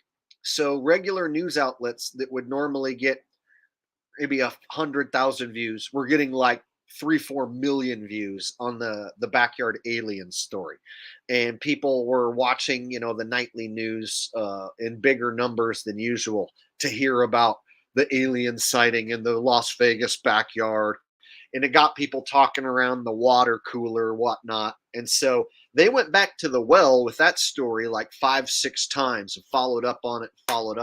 So I'm seeing the same thing with this whistleblower story. All the news outlets keep showing this guy, the bald dude who's sitting in the middle, and they keep preferencing him like as if for sure everything he's saying is total truth, and that him blowing the whistle is 100% legit, even though none of us can verify a damn word that comes out of his mouth. I mean, nothing that's said here, any person can verify. So they just look at it and they think like, oh, aliens are finally going to get disclosed. And then they think about all the movies they've seen. And yeah, that's why sheeple love aliens so much. It's because they've been brainwashed by a bunch of Hollywood movies. So with like a movie series like Star Wars, the aliens are your friend and the aliens are your enemy. In a movie like E.T., the aliens are your friend and they come to your house. E.T. comes to your house and plays with the kids, hangs out with you, And then there's aliens like the movie Aliens, where the aliens are bad and you have to fight them. And then there's movies like Predator, where the alien is bad and you have to fight them. So they have tons of movies to brainwash and condition the public that some aliens are friendly and good, some aliens are evil and mean. And also the outer space, it goes on forever. It goes on forever in every direction. And out of all the places the aliens can go, They want to come here to Earth and hang out with humans. Don't you love that? Space goes on forever. It just goes on in every direction. Infinity light years, right? Space is never ending. Just, it's so big, it's unfathomable. And aliens from, light years away that we can never reach, they want to come here to Earth because this is the place to be. Aliens want to visit people and either A, fight us, or B, be our friends, or a combination of the two. Because there's no one else in the galaxy that is as interesting as humans on Earth. That's why they want to come hang out with humans on Earth, is we are the most interesting. Out of all the places to visit, aliens want to come here. And they accidentally crash. Aliens come here, they accidentally crash, and our government is able to scoop up the remains. And they lie about it. See, when you say it like that, how stupid it sounds. Yeah, the galaxy out there, yeah, the universe. So it's infinitely big, and aliens come from a place that we're not able to reach because they want to see what us humans are doing, and they want to see what Earth is like. But then they accidentally crash when they get here. They're so dumb and smart at the same time. They're so smart that they can come to Earth, but they're so dumb they accidentally crash. Gotta love the story. They're so smart they can travel from ungodly distances that will boggle your mind, and their spacecrafts are so far ahead of ours that the smartest person alive will not be able to fathom like how the hell the circuitry works. But they accidentally crash when they get here. And humans are able to collect the remains of the spaceship and reverse engineer this amazing technology that accidentally crashes when it's in foreign worlds. Do you really want to reverse engineer an alien spaceship that crashed? I'd rather have an alien spaceship that worked perfectly and didn't crash, right? I don't want to reverse engineer a spacecraft that when I go 100 million light years to some other world, it accidentally crashes because of a flaw in the design. Maybe that means it needs to be recalled. No, so what you need to do is when you reverse engineer an alien spacecraft, you need to make sure to fix the reason that it crashed. Right? So you reverse engineer alien tech, but you also have to take into consideration that since they crashed, there was a flaw. You have to locate that flaw and fix that flaw. Then you have perfect working reverse engineered alien tech.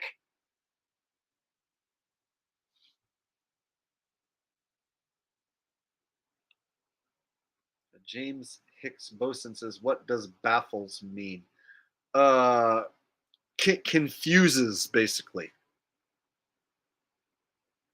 If someone is baffled, then they are stuck with their mouth open, confused. Like, huh? How is that possible? That would be baffled.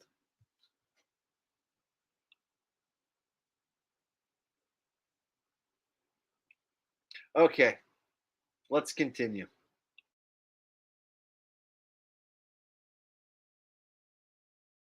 Seeing UAPs. That's just my personal estimate.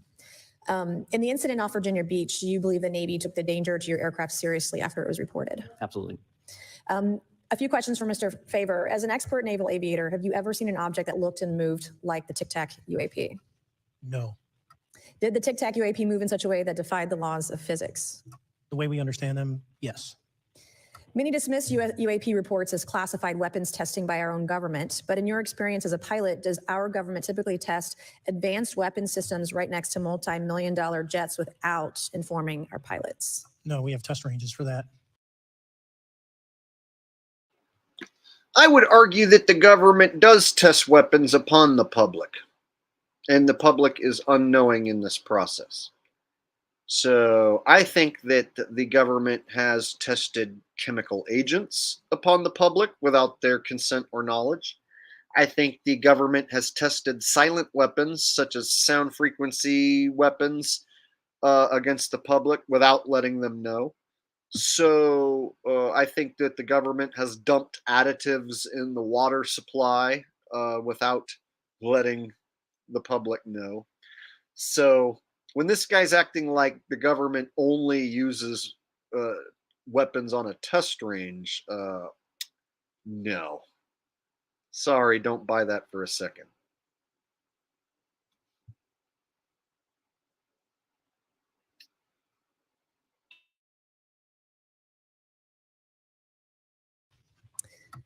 It took over 15 years for your encounter with the Tic Tac to be declassified. Do you feel there was a good reason to prevent lawmakers from having access to this footage? No, I just think it was ignored when it happened and it just sat somewhere in a file, never got recorded. In a drawer. It happens a lot up here. Shocker. Mr. Gresh, a couple of questions for you too, sir, this morning. What percentage of UAPs do you feel are adequately investigated by the U.S. government of the 5% that are reported? I can only speak for my personal leadership over at NGA. I tried to look at every report that came through that I could triage. So, do you believe that officials at the highest levels of our national security apparatus have unlawfully withheld information from Congress and subverted our oversight authority? there are certain elected leaders that had more information that I'm not sure what they've shared with certain Gang of Eight members or et cetera, but certainly I would not be surprised. Okay. You've stated that the government is in possession of potentially non-human spacecraft. Based on your experience and extensive conversations with experts, do you believe our government has made contact with intelligent extraterrestrials? Something I can't discuss in public setting. Something he can't discuss in a public setting. Wow, gotta love this whistleblower. He's really spilling the beans on these aliens, right? Jeez. All these questions, and I haven't heard any juicy details yet. We got a super chat coming in. David Yount says, yo, what did I miss? I did an hour and a half on Ice Cube being a sellout puppet, basic stuff, and gave examples. And then I started on this alien agenda, alien invasion agenda, UFO whistleblower bullshit, and still have another subject to cover later. So you haven't missed all of it, but you did miss a chunk. Thanks for the donation, buddy. So she just straight said,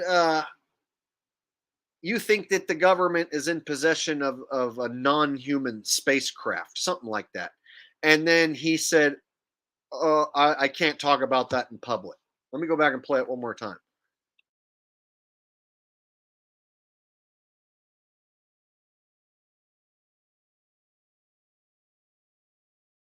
Members or et cetera, but certainly I would not be surprised.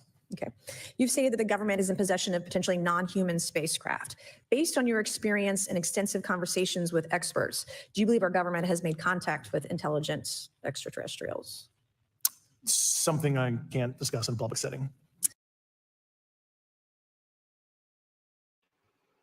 Wow, what a whistleblower. It's something he can't discuss in a public setting. Oh, okay. So are you going to discuss it in a private setting? Are you going to discuss it at all? You like the way she worded that?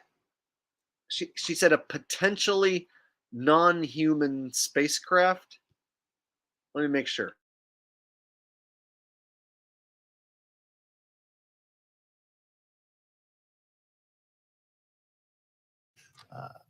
I would not be surprised. Okay. You've stated that the government is in possession of potentially non-human spacecraft.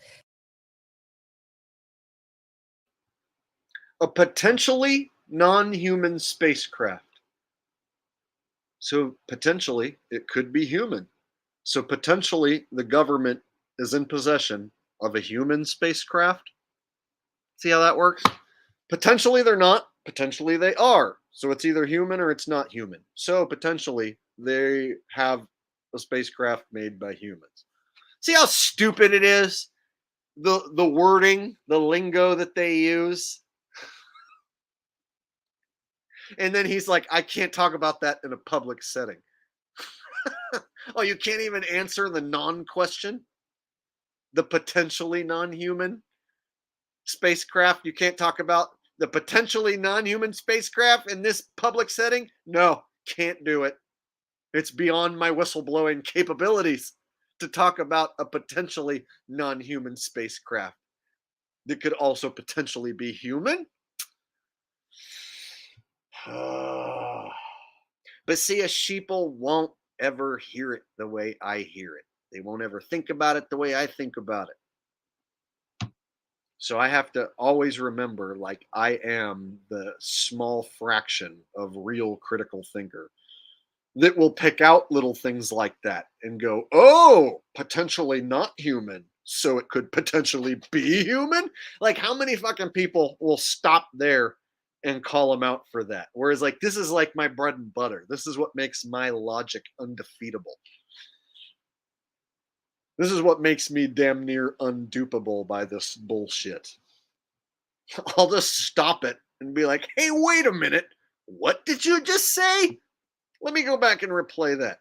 Yep, you totally just said what I thought you said. Whereas most people don't ever stop it and go, wait a minute. That's the difference between us, you guys, my audience, me. That's the difference between us and the sheep, is being able to stop it, stop the video, whatever is in question, and go, oh, hold on, wait a minute. Back it up, play it again, and be like, that shit doesn't make sense. In fact, it's a contradiction from what they just said earlier. You know, so if you're like me, this is second nature. And it happens not just with something like this. Like if I'm watching a football game and I see a fake play, I'm like, hold up. Let me back that up and slow it down. Yep. Purposely thrown interception by a Hall of Fame quarterback. Totally fake. So it's the same deal here.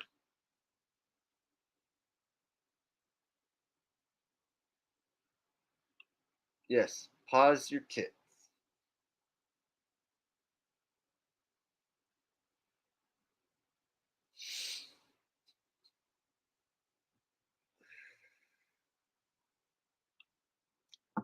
Semper Fish says the stupid TV sheeple still believe in global warming and sea rise, but don't think about the new beachfront construction loans and billions of dollars. Yeah, you can't get them to show you any like ocean rise anywhere, you know, like any sea level rise. I actually got into an argument with my dad over global warming, and it's not the first time. I've actually told my dad to not bring up global warming. Specifically told my dad that, like, if you want to talk to me and get along with me on the phone for a few minutes, don't bring up global warming. And he broke that rule and did it again. And I cut him off and I was like, why are you talking about global warming? I don't even think it's a globe. I don't think it's warming. So why does it keep getting hotter and hotter? And I'm like, Dad, during the winter, some places had record snow. And right now in California, I can go over to the fucking beach where it's only 70 degrees and nice and cool. So don't give me this like it's getting hotter and hotter and hotter bullshit. And furthermore, the government controls the weather.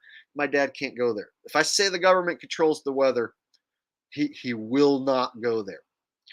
And so the conversation basically ended when I said, Dad, the reason why we argue and don't get along is because all the stuff that you argue with me about, I'm right and you're wrong. And I'm not saying that because I'm being narcissistic or full of my own shit. I am right and you are wrong. And if you would like to come on camera with me, I can prove everything I've ever said, Dad. And then he's like, oh, okay, you're right. No, I'm wrong. All right, well, I guess we're just not going to have a good conversation today. All right, but and then he fucking runs and hangs up the phone. So I even was like, dude, if you ever want to go on camera, and I'll have the internet at my disposal. And I was thinking we'll go live. If I can get my dad to go live and I can use the internet to literally defeat every single argument we've ever argued over, if I could get him to see it my way, me and Dad would get along so much better. But I'm living in a fantasy because my dad's so old and out of touch, he'll never admit in a million years that he's wrong, even if I proved it to him. So when you're talking about these stupid TV sheeple, it's my family, and even family who I want to have a relationship with, who I would be much closer to if they would stop being so damn stupid and just listen to me. They won't do it. So I have you guys, an audience who enjoys listening to me. Meanwhile, my own dad won't listen to any of this. It's just beyond his level of thinking. So yeah, that was the last thing I argued with my dad over. He brought up global warming, and I was like, Dad, I told you not to ever fucking say global warming to me. I've told you that more than once.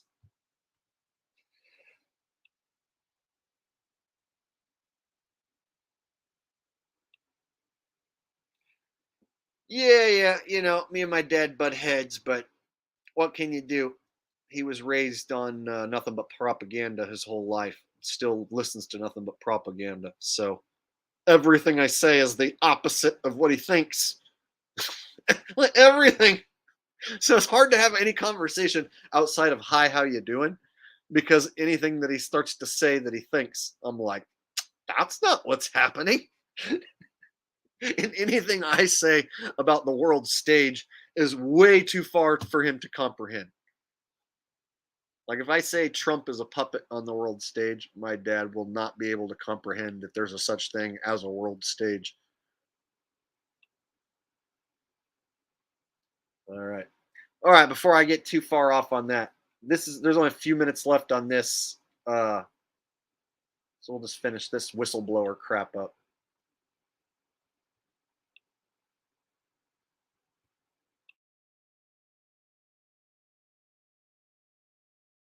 Based on your experience and extensive conversations with experts, do you believe our government has made contact with intelligent extraterrestrials? Something I can't discuss in public setting. Okay, I can't ask when you think this occurred. If you believe we have crashed craft, stated earlier, do we have the bodies of the pilots who piloted this craft? As I've stated publicly already in my News Nation interview, biologics came with some of these recoveries. Yeah.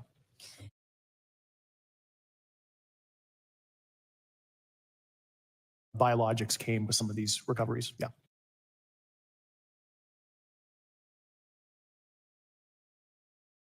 Craft, stated earlier, do we have the bodies of the pilots who piloted this craft? As I've stated publicly already in my News Nation interview, biologics came with some of these recoveries. Yeah.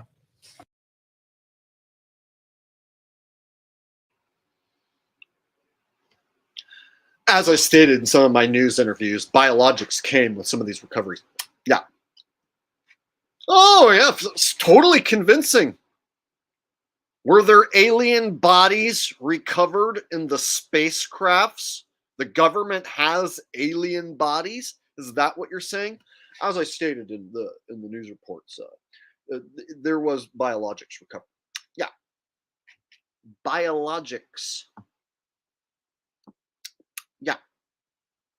I just don't like his face when he says that. This is the part where he straight up has to lie. And so something inside of him like made him fidget, and he did this weird yeah. Watch, he does this weird thing when he has to lie. Watch.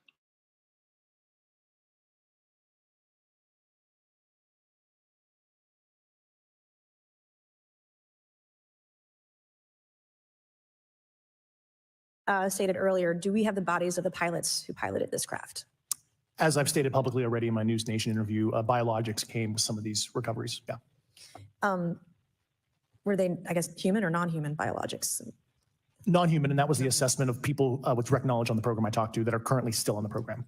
And was this documentary evidence, this video, photos, eyewitness? Like, how would that be determined? The specific documentation I would have to talk to you in a skiff about. Gotcha. Yeah.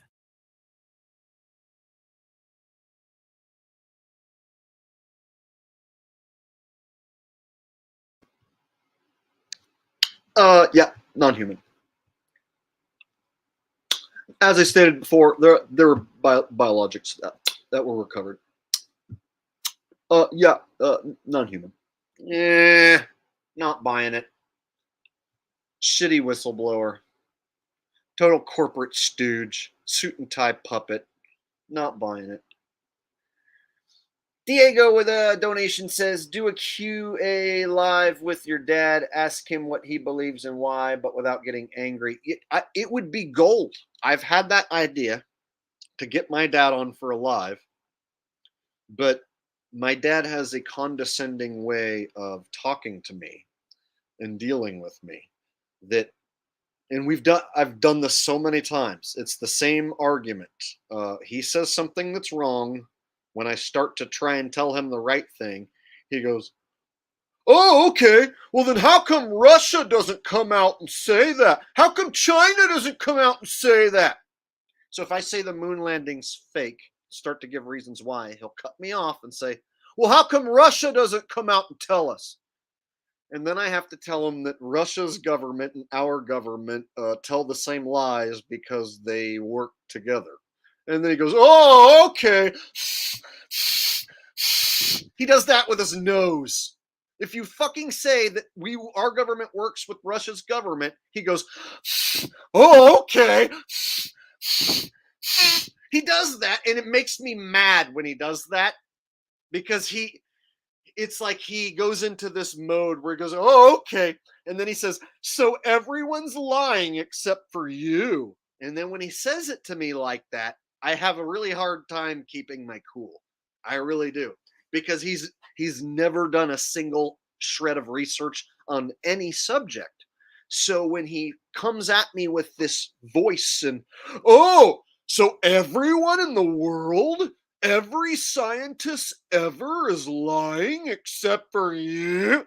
It's like I have a hard time speaking to someone like that calmly and rationally, because it's like he's not gonna see it my way.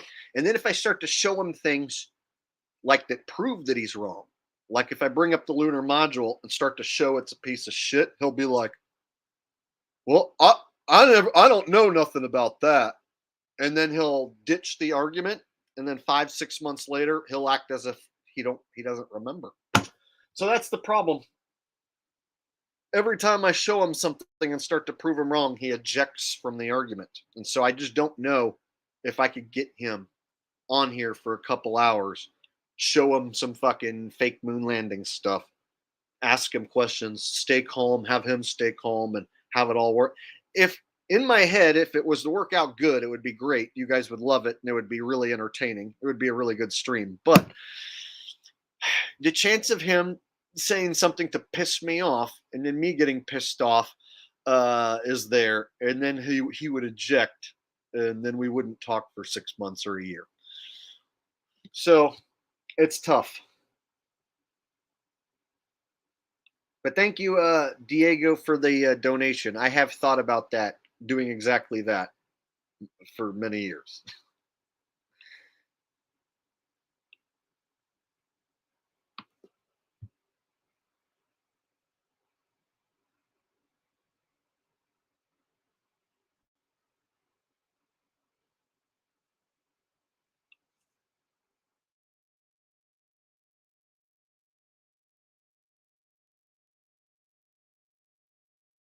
Okay, I think I have a person in here who might be a troll. Let me figure it out.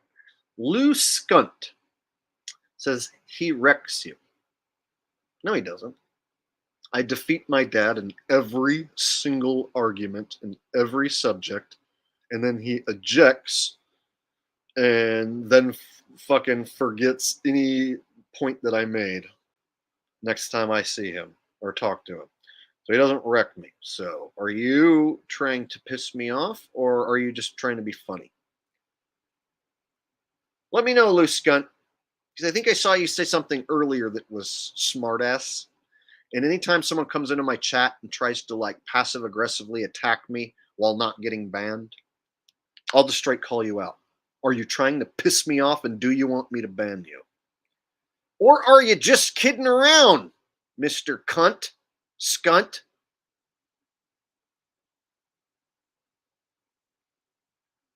If you're too chicken shit to answer, I'll just consider that you being a troll and I'll just ban you.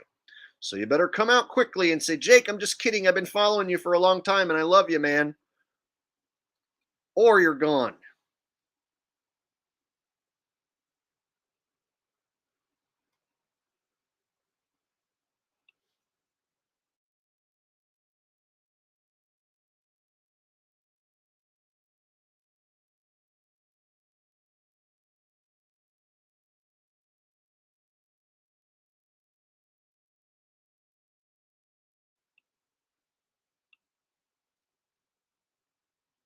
Bye, Luke Hunt.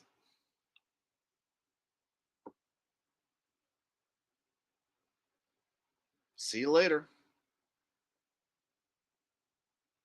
So we had a moon landing believer here who waits for a specific moment when I tell us a real story about my dad and how we butt heads over all these subjects.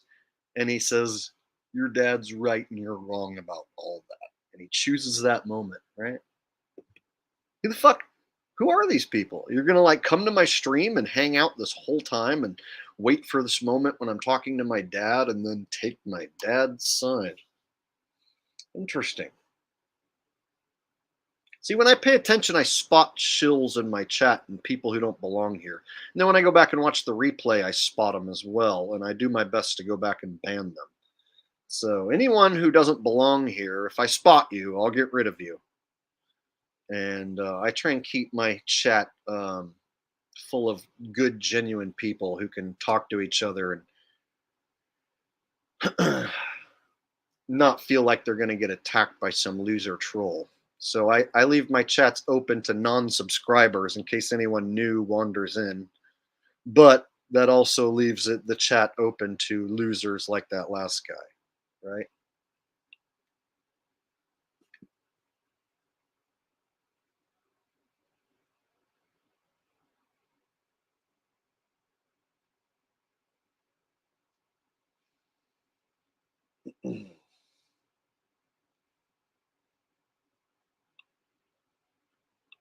It's a tough subject for me because you know, I only have one parent.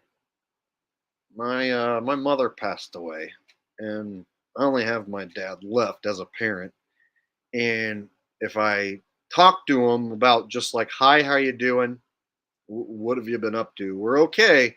But anytime any subject comes up like that I know I'm right about and I disagree with him, it always turns into an argument. So imagine like you want to go hang out with your dad, but you know he's going to bring up global warming.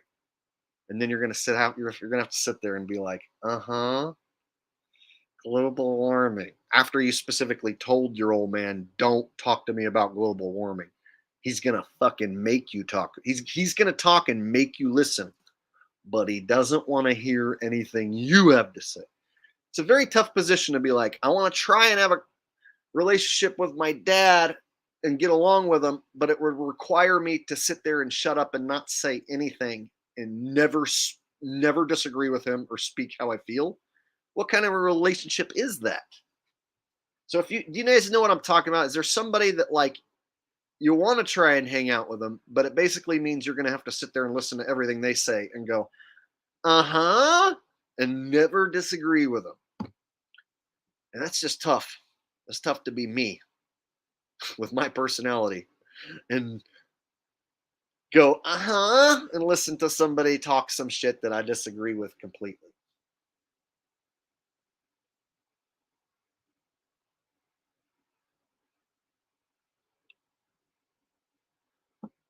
Holden says, I feel bad for you. I wouldn't get over it if my mom passed away. How long did you know your mom before she passed? She sounds like a Democrat Green or Peace and Freedom Party. Well, your mom's eventually gonna pass away. Like, so everyone's gonna die, right? And so if you live a long, healthy life, you should outlive your parents, and you're going to have to face the day when your parents pass away. So the older someone gets, the chance that your parents are passed away becomes greater, you know? So sadly, last month, my mom passed away, and I didn't say anything. This is the first I'm talking about it. She was battled alcohol for a long time, and she destroyed her life. And so it wasn't tragic, and it wasn't one of those things that happen unexpectedly or, or whatever. It was like someone who destroys their life with drugs or alcohol, and you see that it's going to end badly. And over years and years and years of that person assaulting their body and their health, eventually it catches up with them. It was one of those scenarios where uh, alcohol started to destroy my mom's life, and she lost her job and got a DUI and was running out of money and basically just stopped eating and stopped looking for work and just drank herself into the grave. So, just before that happened, I had a premonition that my mom needed help. So, 2 weeks before she passed, I was like, how can I help my mom? I have money to give her, but if somebody loses their job because they get a DUI and get drunk and shit and like can't hold a job, and then they don't look for a new one, then like you're giving money to a person who's just gonna like take your money and pay their bills and then not fix any of their problems, and then they're gonna want more of your money. So I was in this weird predicament where I was like, how am I gonna help my mom? She just lost her job. She got a DUI. She's not gonna be able to pay her rent. So I paid my mom's rent. And before this, I had bought my mom a car because she didn't have one and her boyfriend kicked her out. So I had paid my mom's rent, bought her a car, and she didn't pay me. She got a DUI and lost her job. So when she calls me for help, it was a very tough thing to be like, okay, if I give her money, it's like lighting money on fire. You want to help your mom because it's your mom. But imagine trying to help someone who's going to take your money, sit and drink, and then in a month want more. How many months can you do it? So then to think, okay, at some point you have to cut your mom off and be like, I can't give you any more money because you're just going to take it and spend it. And then your mom goes, well, okay, I'm just going to have to kill myself then. So my mom was basically like, give me money and take care of me, or I'm just going to have to kill myself. Decided to do with her fucking life. And so rather than be all sad and depressed about it, I have to look at it like that's a lesson to not be that and do that with my life. And if somebody's going to destroy themselves, I'm not going to pretend like it's a tragedy. If somebody drinks their way into the grave and destroys themselves, like, you can't be regular sad over it. So that was what I had to deal with last month. And I just packed it all inside. And yep.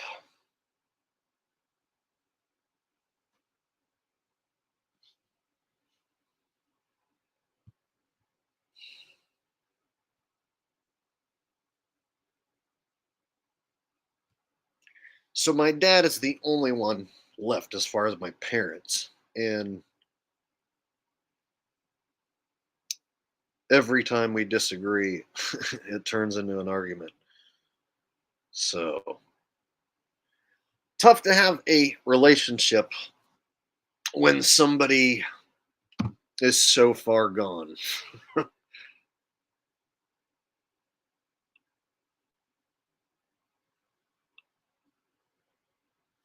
Thank you, Jonah. I appreciate that. You are a sweetheart. You always donate to the channel, and I'm not doing this to like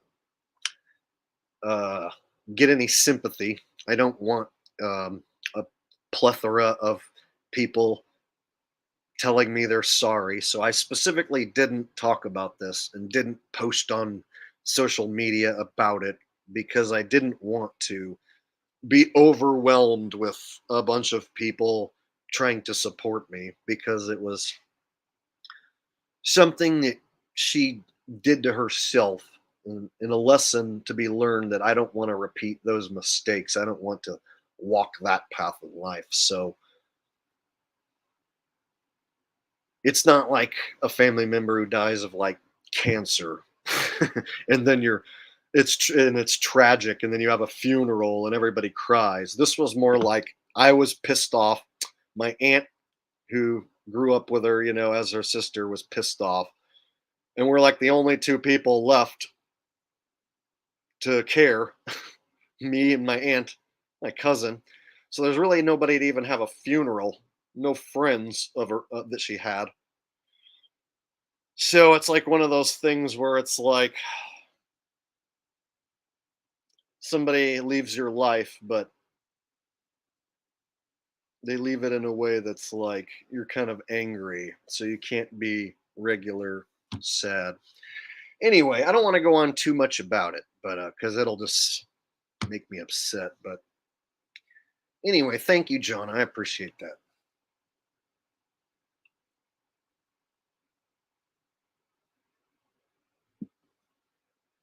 Whew.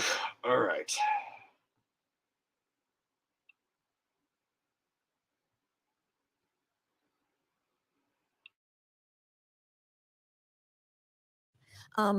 Okay. So, and you may or may not be able to answer my last question, and maybe we get into a skiff at the next hearing that we have, but who in the government, either what agency, sub-agency, what contractors, who should be called into the next hearing about UAPs, either in a public setting or even in a private setting? And you probably can't name names, but what agencies or organizations, contractors, et cetera, do we need to call in to get these questions answered, whether it's about funding, what programs are happening, and what's out there? I can give you a specific cooperative and hostile witness list of specific individuals that were in those. And how soon can we get that list? I'm happy to provide that to you after the hearing. Super. Thank you. And I yield back.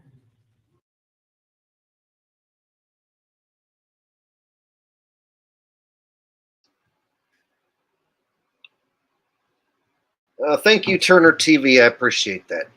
And thank you guys for the donations. I'll be okay. I'll get talking and everything will be fine. But yeah, it's like the first time I've talked about any of that publicly. So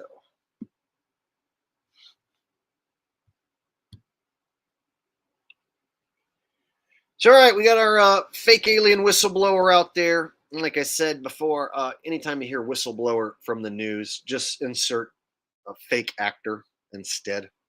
And that's what you got.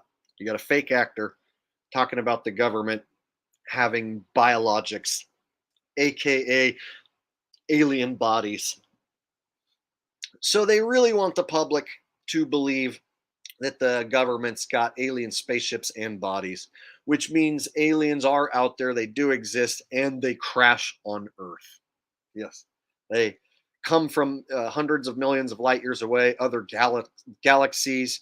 They get here through a form of travel, which we can't even fathom or duplicate or replicate, but they accidentally crash when they get here. Yes.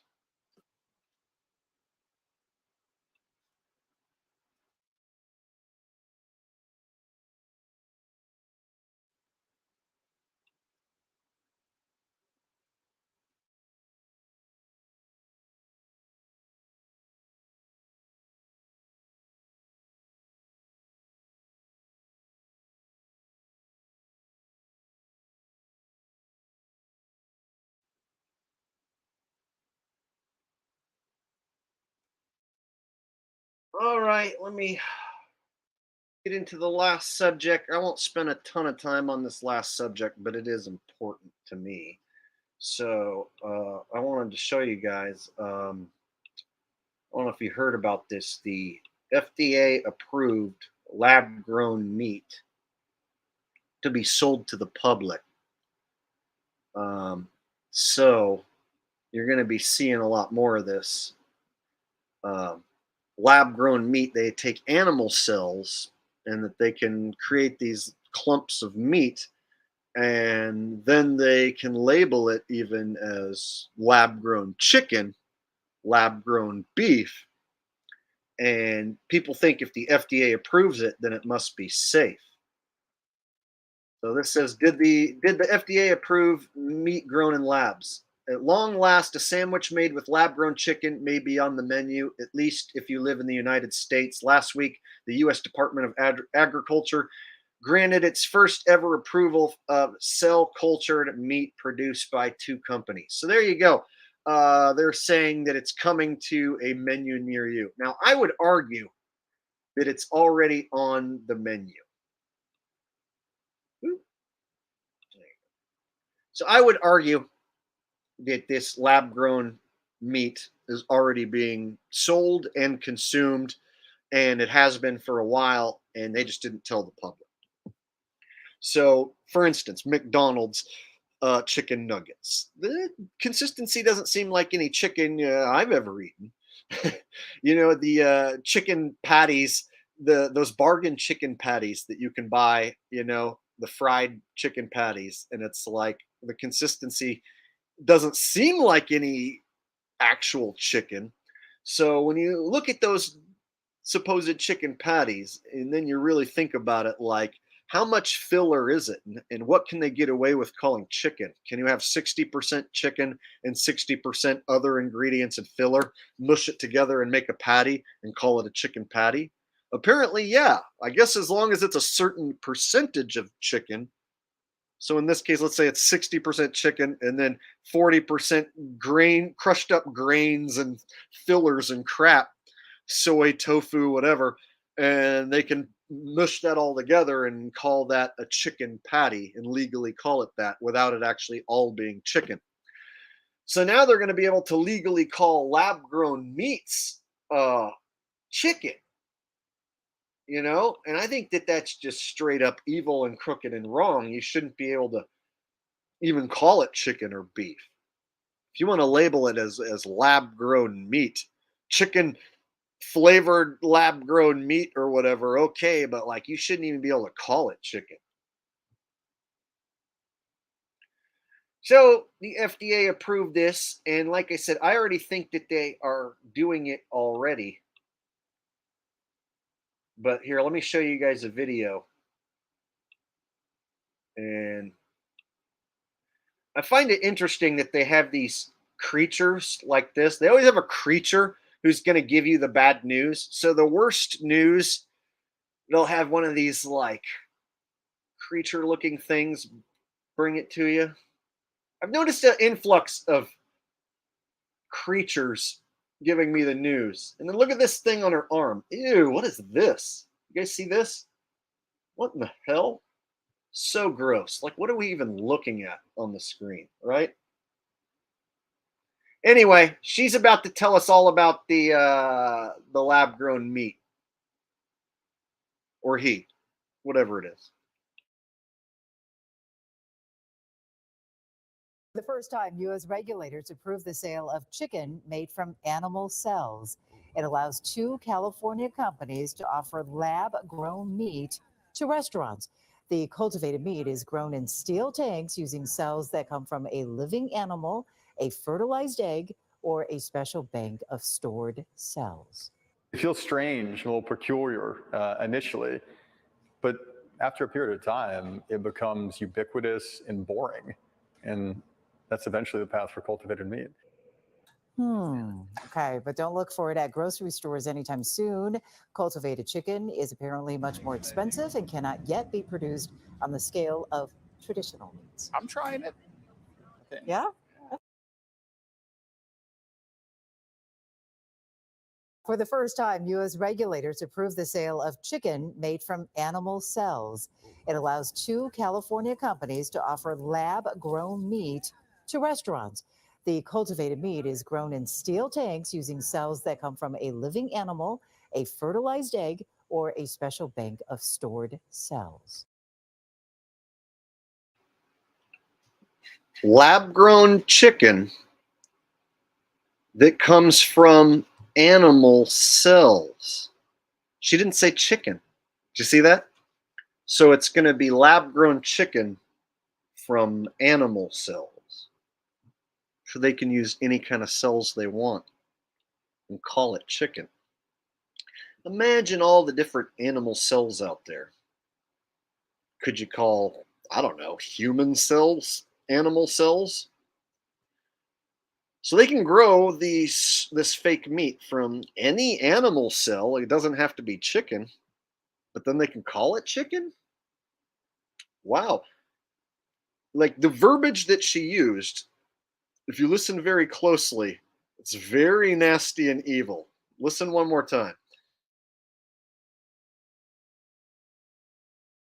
First time U.S. regulators approve the sale of chicken made from animal cells. It allows 2 California companies to offer lab-grown meat to restaurants. The cultivated meat is grown in steel tanks using cells that come from a living animal, a fertilized egg, or a special bank of stored cells. A living animal, a fertilized egg, or a special bank of cells. So not even chicken cells, just animal cells, or a special bank of cells, or a fertilized egg. Okay. Weird. Doesn't that look tasty?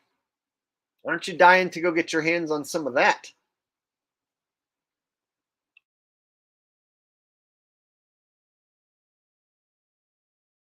It feels strange, a little peculiar initially, but after a period of time, it becomes ubiquitous and boring.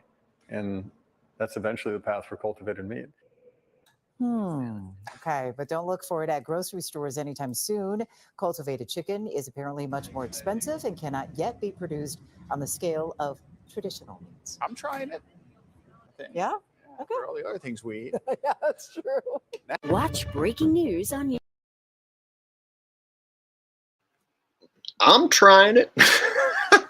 You gotta love that. And they were like, oh, but it's more expensive than, raising actual chickens. Oh, sure. Sure it is.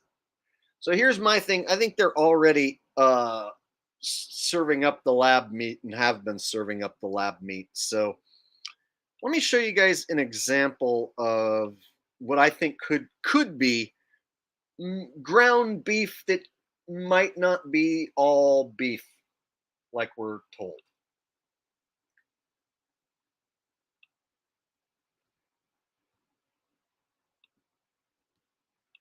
So if you ever buy a cheap brand of ground beef, have you noticed they have this ground beef now that like it looks like little pieces of like string, basically, like this? Have you guys seen this this is like the cheap brands of hamburger meat.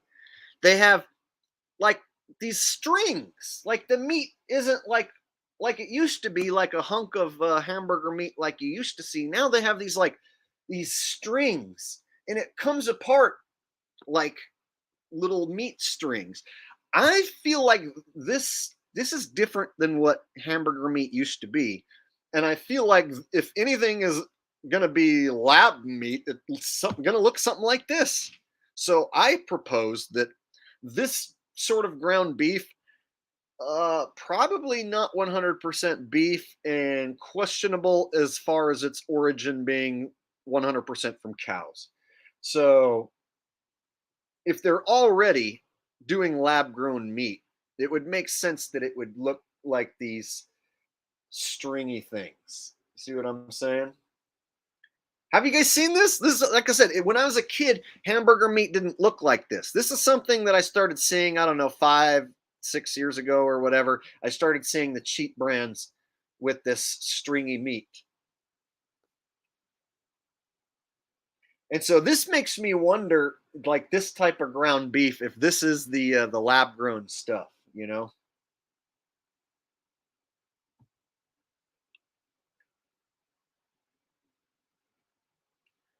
All right, so let me go grab a T-bone and I'll show you guys why I prefer buying my own steaks and grinding my own meat.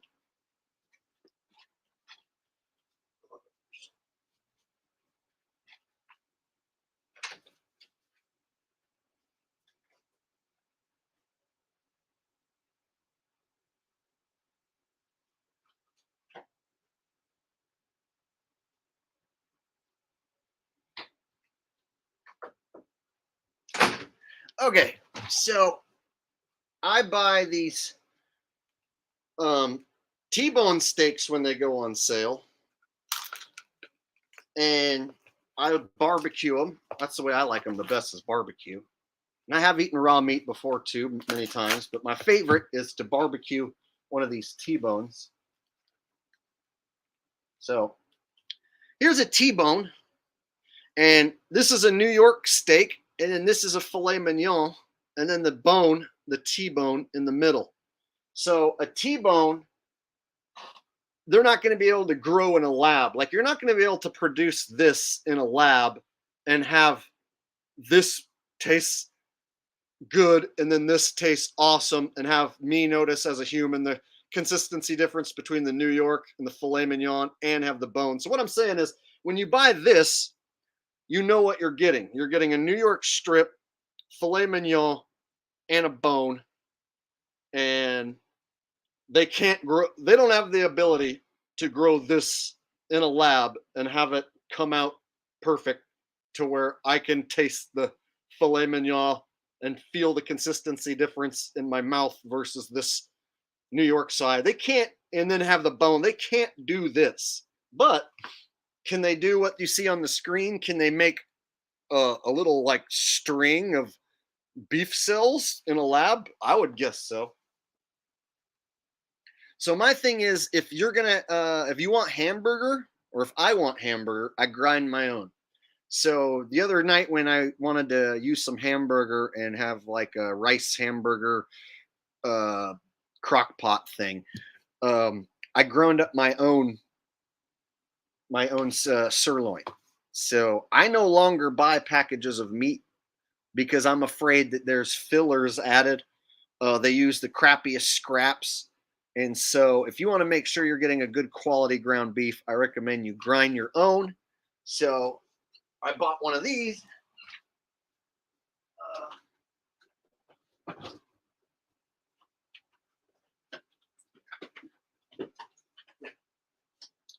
This is a meat grinder, and this is a cheaper one. This one was only like $40, and you put the shit in it.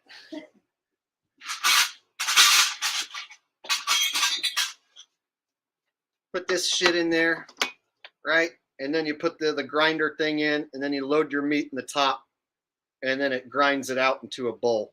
Anyway, so this was only like $40. And so I no longer have to worry about whether I'm eating this lab-grown strings or whether I'm eating, little bits of human or whatever that they tossed into the grinder. So from now on, I don't buy already ground meat. I grind my own. And so the only time I'm left at the mercy of someone else's ground beef is if I go to a fast food joint. And as you guys know, the less you do with that, the better.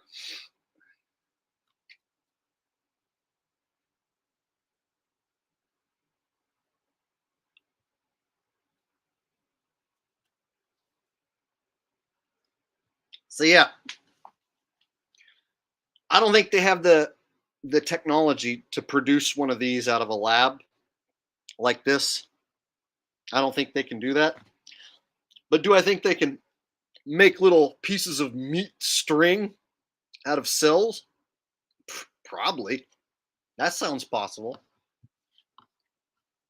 So I suggest they probably have been selling lab-made meat for a while now, but now they're just finally coming out and admitting it.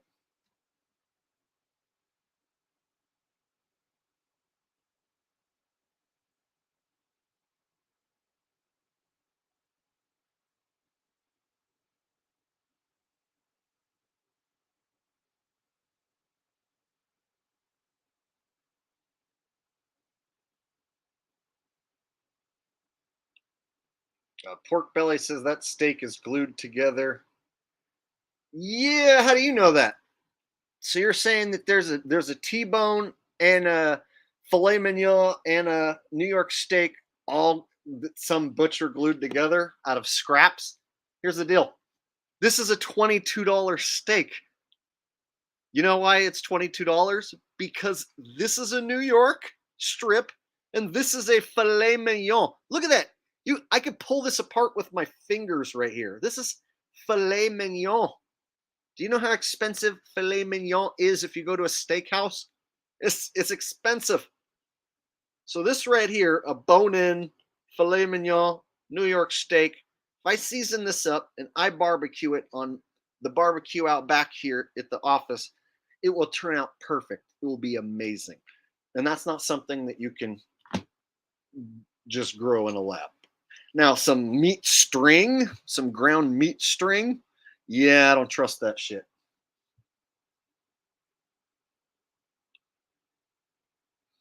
So Jonas says that's a low price, depending what grocery store you go to. So, yeah, these T-bones right here are usually about like $25, and then when they lower the price, like 2-3 days before they expire, they lower the price half off. That's when I snag them up, and then I season them and I grill them.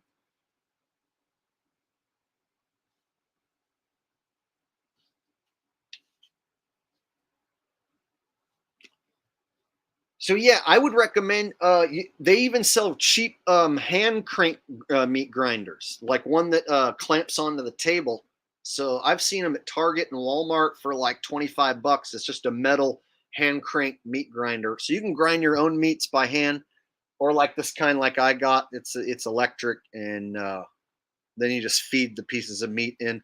So if you ever want to make like your own hamburger, you can buy like a ribeye, for instance, and then grind up a ribeye and then form your own patties. And then once you do that, you'll realize that the product is so far superior to what you buy already ground, and you know what's going into it, that you won't want to buy that old nasty ground beef ever again. You'll always want to grind your own. So once I started grinding up my own meats, I'm like, oh, this is where it's at. You know, I don't want to be eating meat cells, meat scraps, and God knows what other animal scraps that they're throwing into some big gigantic bin. You know?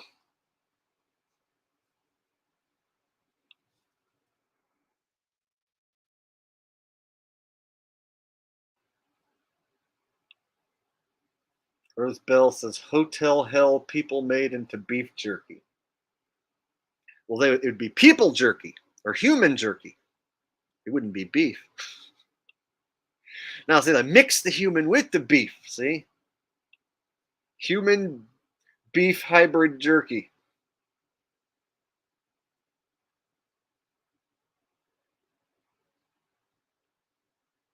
Am I making you hungry? DJ E Slick?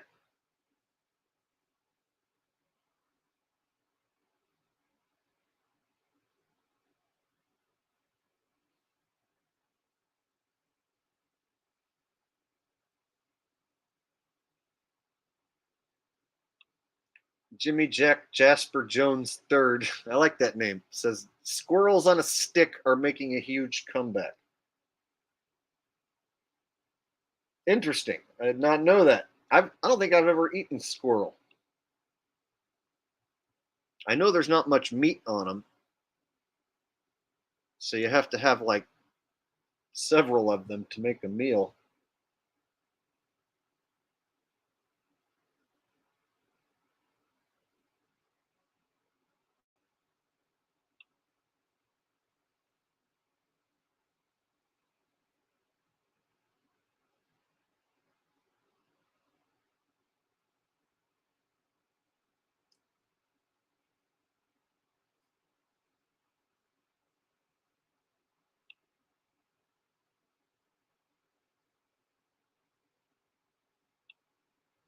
Meat's meat and a man's gotta eat. That's right.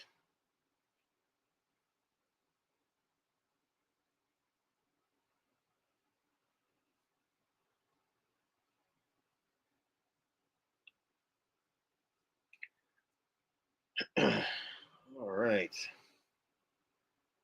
Hey, so we've had a fun stream so far. At least it's been fun for me. Can you guys hit that thumbs up button for me if you have enjoyed this stream? I broke down Ice Cube being a puppet on the world stage. We roasted him for a good hour and a half, and then we covered the fake alien invasion agenda, the fake whistleblower, and then we just covered the lab-grown meat deal.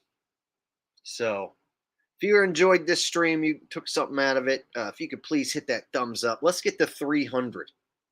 How about that? 372 watching. We should get to 300 thumbs up. I'm going to hold the stream hostage until we get to 300 thumbs up. How's that?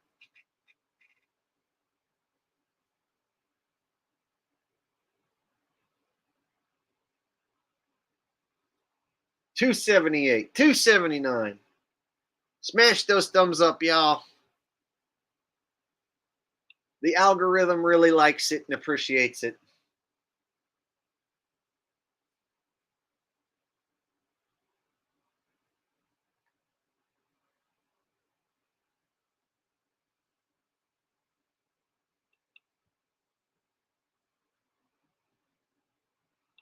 Neil Bruce says, just glad I got to see it live. Well, I'm glad you made it out to the stream. I'm glad all you guys were here, and thank you everybody for participating.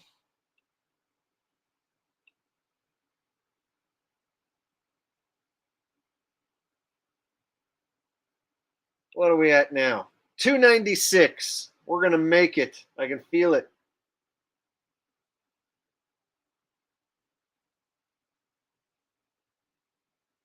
Holden Smith with a mushroom question. Says, I know it's off topic, but how do you feel about the possibility of psilocybin being legalized in California through a ballot measure in 2024? It's already been decriminalized, and it seems like it's already legalized. I had a friend send me a picture of like a place that was selling, like a smoke shop that was selling psilocybin chocolate, I think, already, like commercially, which I was surprised to see. So from what I've heard, it's already been decriminalized and stuff. Nothing will change for me because I have my own supply that comes from me, and I just eat a little bit whenever I want to. So nothing will change as far as that goes for me, but the rest of the world is going to be getting high on them soon, it looks like. I just don't trust the mushrooms that will come from like a head shop or whatever, or a dispensary. I don't know if I completely trust that. Same with the weed. I kind of wonder about dispensaries, like what sort of chemical additives are included versus, street dealers who are still selling old school illegal style.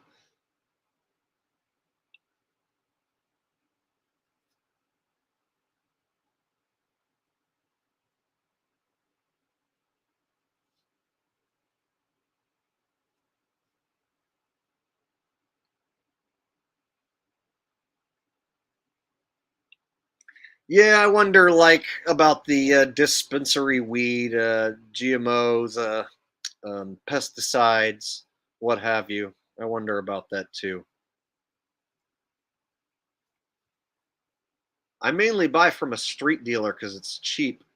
It's a lot cheaper for me to go through a street dealer than it is to go to the dispensary. But a lot of people like the convenience of the dispensary. So, your common smoker who just wants to go quickly pick up an eighth, they're just going to go down to the dispo and buy an eighth for 35, 40 bucks, whatever. Whereas like I'll buy an entire ounce for 80 bucks of bomb from a street dealer so that I can get it at a cheaper cost,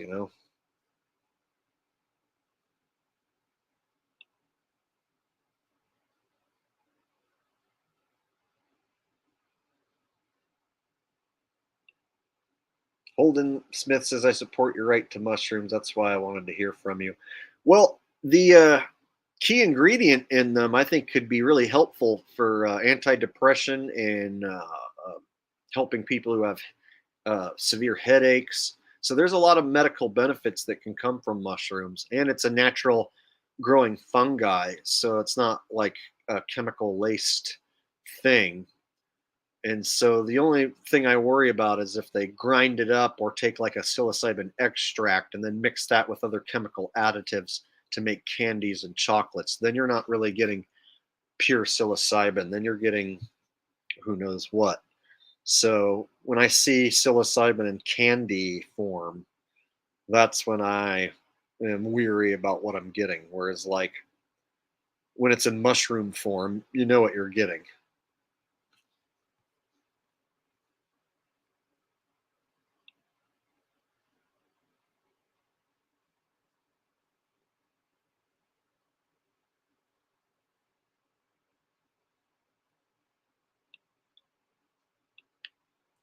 You need to wake ass up right now, people.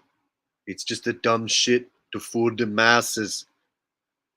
This one they call Ice Cube, nothing but the sodomite on the world stage. You need to wake your ass up right now. Do you believe this, people? He say he's going to expose the gatekeeper?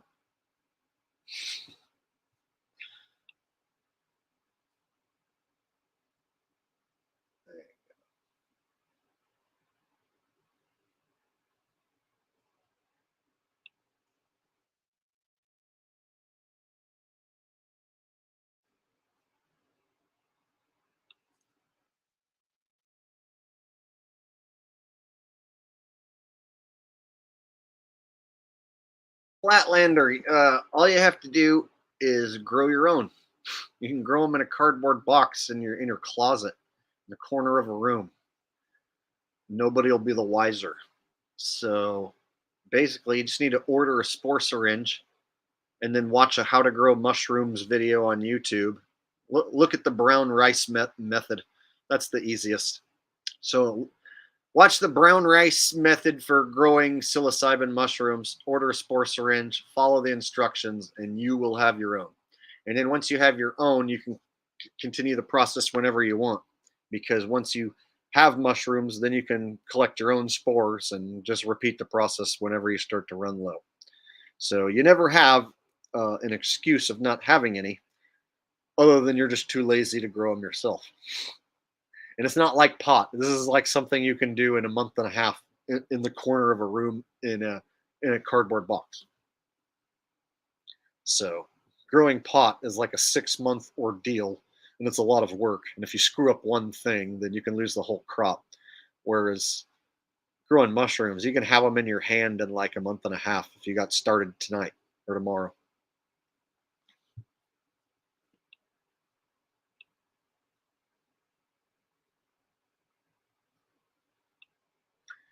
Yeah, there's no reason holding because there's like 100 of them already out there, and they've been done really well by guys who are like longtime growers and stuff. So I'm not like the top expert. I just know how to do it and have done it. But there are guys out there that like mushrooms is their thing, and their whole YouTube channel is dedicated to it.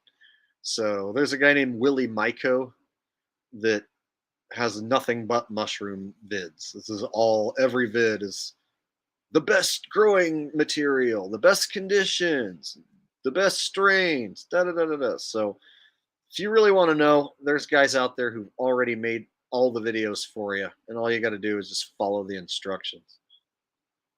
And it's kind of fun. It's like a fun little science experiment. It's not like you're mixing chemicals in your bathroom and doing some dirty shit. It's actually quite entertaining to see the process of how they grow, and then when they pop up and actually open and you pick them, it's cool to wake up in the morning and see that you have mushrooms to pick. It's kind of nice. All right.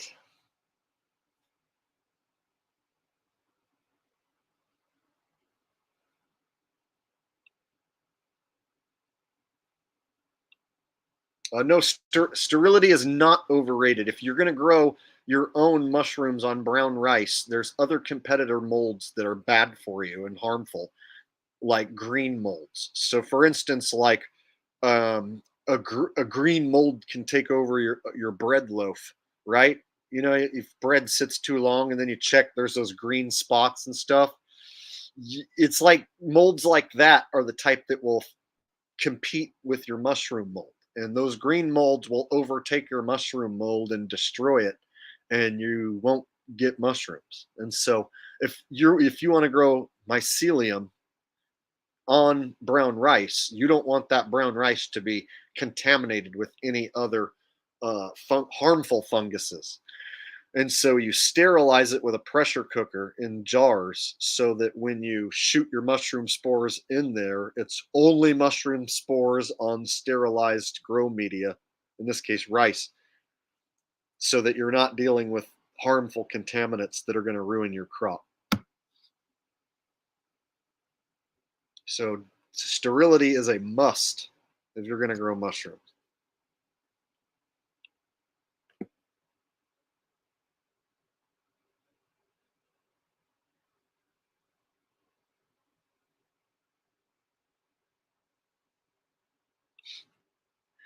Mike Gustad says Jake is an encyclopedia. Only on things that I know about. If we start talking about things that I don't really know about, then I'm useless. Like, for instance, I'm not a mechanical car guy. So if you want to talk about how to fix cars and shit, I'm useless. I'm terrible. So it just like all depends on the subject. This happens to be something I've done and I know about. So it's easy to answer basic questions.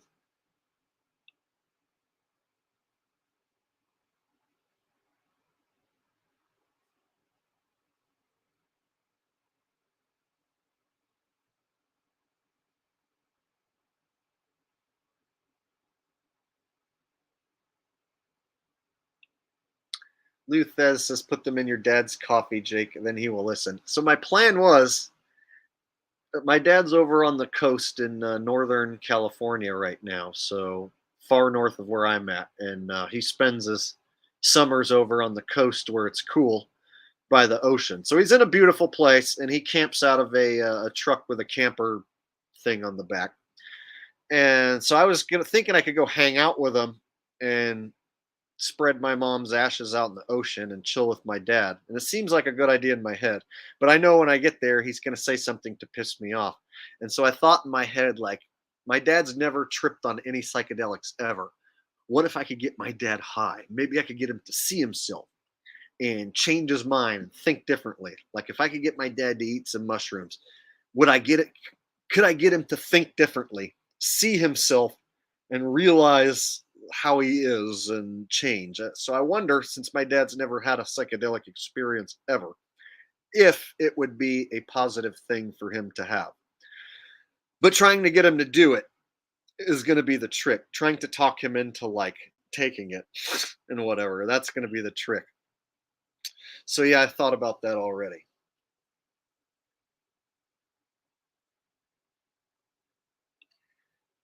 And then I even wondered if I could get him to take a hit of the Deemsters and really blow his mind, how that would go. But I don't know. I don't know if he can handle it.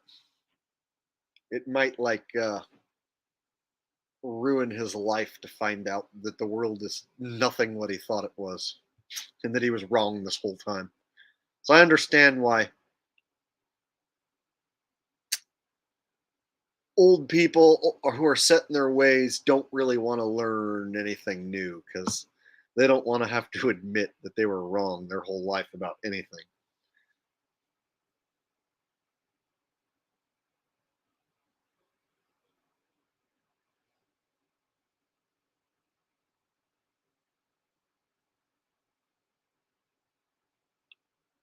Semper, if it's in the USA Today, then he believes it. So whatever the USA Today says, which is basically the news in paper format. So instead of watching television, my dad doesn't have a TV. He reads the USA Today every day, and he thinks that's gospel. So yes, in this case, if the paper says that Epstein killed himself, then that's what happened, according to my dad.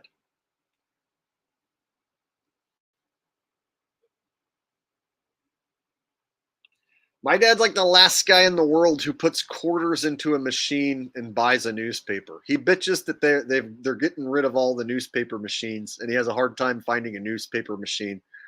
Those are the type of things my dad bitches about, is like the shit that he reads in the newspaper and finding a newspaper.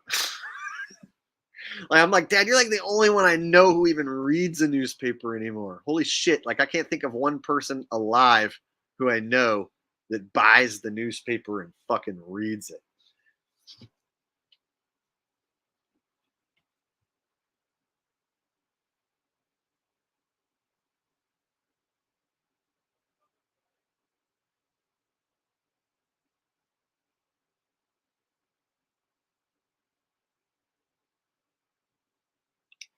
This is a tough question. J Team, the Deemsters is a drug that I get nervous when I am about to do it because I don't know what's going to happen and where it's going to take me.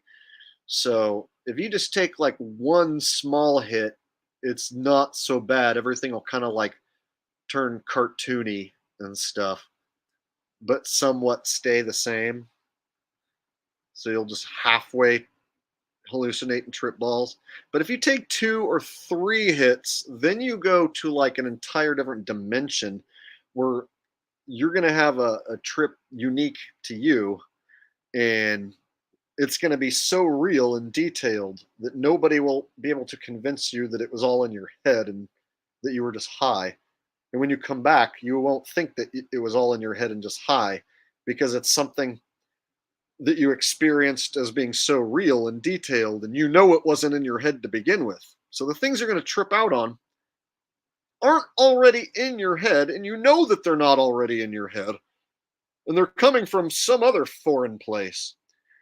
But after you've went long enough after smoking it, you might think, well, maybe I was just high.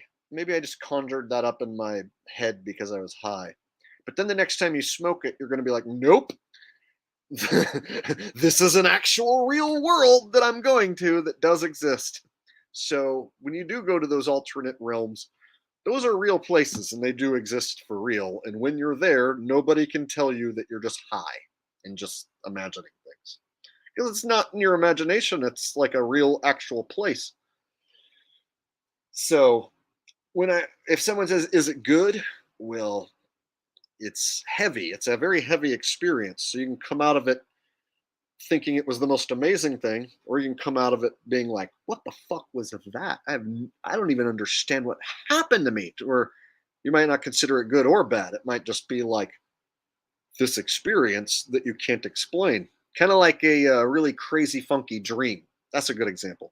You know how you have those crazy, funky dreams where it just doesn't quite make sense? You're in like some place that it's like it's not your house or your neighborhood, but it kind of feels like your house or your neighborhood, and you're hanging out with random people who you haven't seen in a long time, and you're doing some weird fucking thing, and then when you wake up you're like, that was a really weird random dream. Like, what the hell was that all about? And you can't make heads or tail, as it's like it's not good, it's not bad, it was just really weird and bizarre. And then it starts to like leave your brain and you start to forget. You know how you wake up from a dream and it's like you automatically start to forget? That's a DMT trip, except even more bizarre and crazy. So like in a regular bizarre dream, you might be in a place that you can't figure out where it is, but it's like it resembles a house or a neighborhood or outdoors. DMT land won't resemble any place you've ever been. It will be a completely new place, and everything there will be different than what it was before. So in a dream, it can be very bizarre, and so a DMT trip is the most bizarre thing. It's like a dream on acid. I don't even know how to explain it. But they both have the similar thing where when you come out of it, you start forgetting instantly. So you'll be like, holy shit, I want to tell somebody about this crazy thing that just happened to me, but it's so unexplainable. I don't even know how to try to even go about explaining it. And now it's leaving my memory. It was fucking weird, man. So the hardest thing to explain is a DMT trip, really. It's like so hard to like put it into physical words that the only people who will kind of get what you're talking about are others who've done it. So if you try and explain it to someone who's never done it, they're totally not going to get it. Whereas if you explain a DMT trip to somebody who's done it several times, they're going to be like, yeah, that kind of happened to me. Or, oh, yeah, a similar thing happened to me during this one part of my trip. So I can't tell you it's going to be a good experience or a bad experience. It might just be the most bizarre, crazy thing that ever happened to you, and you won't be able to make heads or tails out of it one way or the other. So that could be a possibility.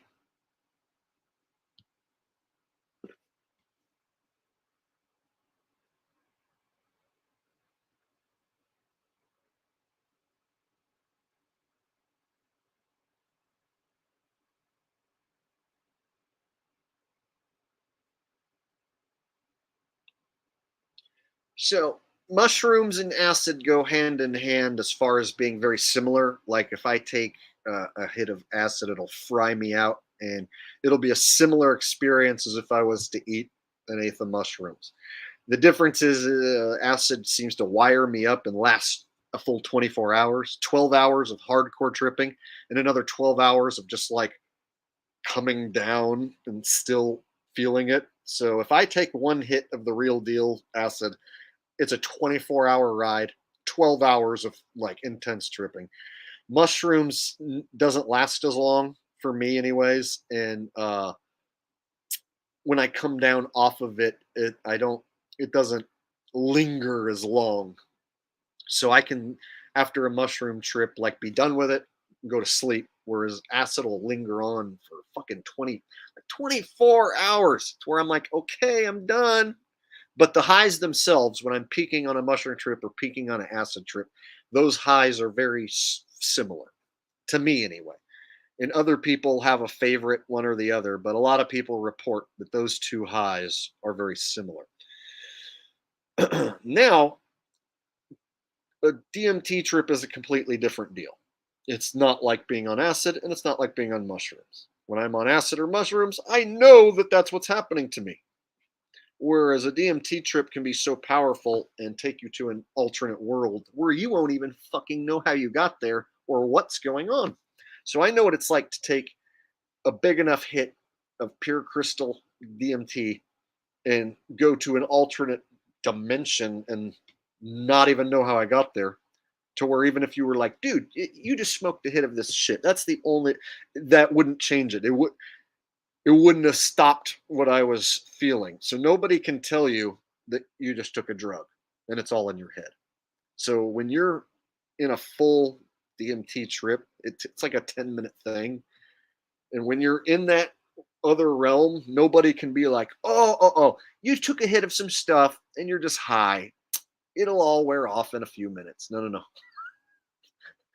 The person will have 6 fucking arms and will look like somebody from ancient Egypt, and there'll be alien writing all over the walls, and there'll be a crack in the wall that sucks you through into a collage of geometrical shapes that are so intense that you can't even describe what shape they are. See, so no one can come along and be like, oh, it's all in your head because you took a hit. Whereas if you take acid, you'll know that you took acid the whole time. You'll know that that's why you feel the way you feel. For 12 straight hours of you tripping, you'll be like, woo, I'm on acid. Oh, the reason I feel like this is because I took acid. So everyone who takes it knows exactly what's happening to them and why it's happening. Same with mushrooms. If you take a big enough hit of DMT, you won't even understand how the hell you ended up in this other dimension. You'll just be like, huh? What the fuck? And you won't be able to snap yourself out of that for 10 minutes. And then you'll just be like, what? I'm back. I'm like, I'm really back. What the fuck? Yeah. See, it's an entirely different thing. So DMT is a 10-minute trip to another dimension. Acid is like 12 hours of intense psychological thinking in a different way than you're normally used to. And then any hallucinations you see will be very slight, like, whoa, the wall looks like it's melting. Whoa, that lady's face looks weird, dude. Whoa, that tree looks like it's dancing. So that's the difference. On mushrooms, you'll look at a tree and be like, whoa, that tree is beautiful. Whoa, I never noticed how beautiful trees were. Whereas if you take a hit of DMT, you'll be like, that tree is a robot, and the robot is talking to me. And it's talking to me with a language that only I can understand in my head. I am a robot tree. Whoa, we're all robot tree. It's like an entirely different thing. Yeah, that's just an example that I made up. But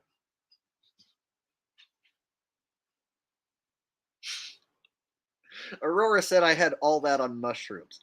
I have heard people say that they hallucinated like they were in another world and stuff on mushrooms, but I would reckon you'd have to eat a lot. I've eaten an entire eighth and was tripping balls to where I could barely contain myself, to where like I went to a Blue Oyster Cult show and I was like, "Oh my god, this is fucking crazy! This can't be real! Wow!" To where everyone knew I was tripping out on drugs, but like I've never been to the point where like I got to that DMT level.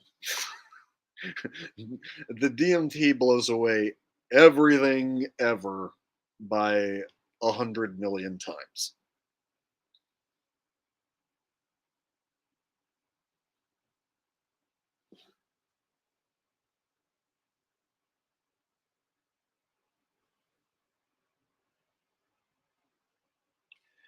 So if you were going to smoke dimethyltryptamine, you need to be in a place where you're going to be safe. I recommend you don't do it in front of a bunch of people or a group of people. It might help to do it alone or just with one very close friend who can like babysit you or whatever. Because like people have different reactions. Some people will lay back and like be almost like in a asleep or passed out and have a trip while their eyes are closed. And then other people like myself stand up and walk around and holy shit, oh my fucking god. And see, like I have a thing where I can't control myself. Like I start screaming and yelling and whatever. And so I don't like to do it around people. I like to be kind of alone, and I like to do it out in nature because nature hallucinations are better than indoor hallucinations, in my opinion. So I've done it indoor and I've done it outdoor, and I think it's better outdoors. But I also recommend that if you are going to go out in nature, that you don't like sit next to like a cliff or put yourself in a situation where you could like fall from a big height or whatever. So make sure you're on like grass or something. And I would stay away from water because I one time took a hit next to water and then I uncontrollably jumped in and went for a swim, which could have resulted in me drowning, but it was actually a really awesome experience. But you could drown if you were to be around water because you could take a hit and be like, "Oh my god, I want to be in that," and you might drown. So be very and don't do it while you're like operating a motor vehicle. So like if some friend says, "Here, take a hit of this," like while you're driving a car, don't do it. So don't operate heavy machinery while you're doing this. Don't be around lots of people. uh be very mindful of what's about to happen to you. You're going to go on a spiritual journey for 10 minutes that's out of this world, out of body type shit. So you have to think about like where you're going to be and where you want to do it.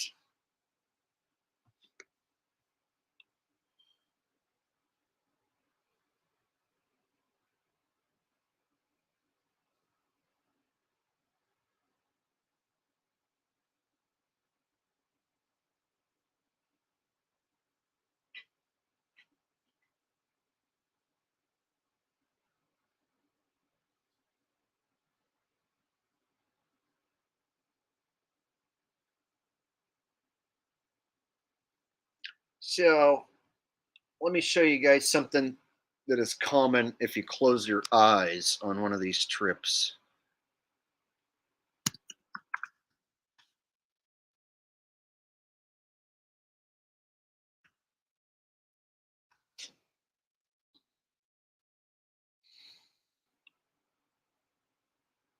So there's two trips.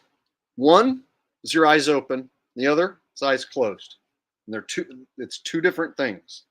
And so if you close your eyes, you're going to see, for a lot of people, something like this.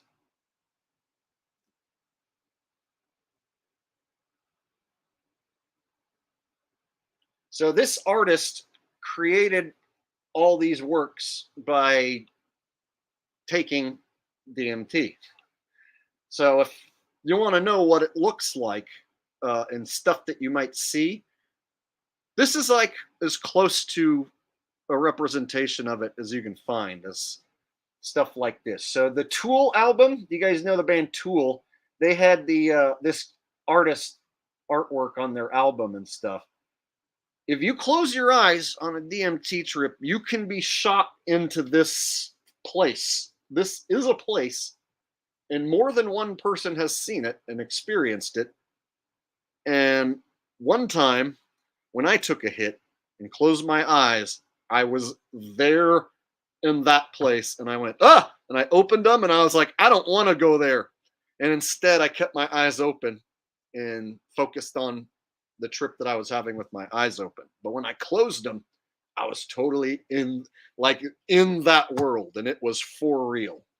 I didn't like oh, I want to see that artwork from the Tool album. No, I closed my eyes, and it was like I was there right next to those faces. So this is a fairly common type thing that people will see when they close their eyes. And the geometric patterns and stuff can be super intense, you know, and colorful, to where it goes beyond any other type of shape or artwork you've ever seen. And then it can come to life and talk to you, and you can even interact with this stuff. So imagine you meet this being, and it knows you and talks to you and communicates with you. And then you come out of it 10 minutes later, and you have to explain that you just talked to that thing on the screen somehow.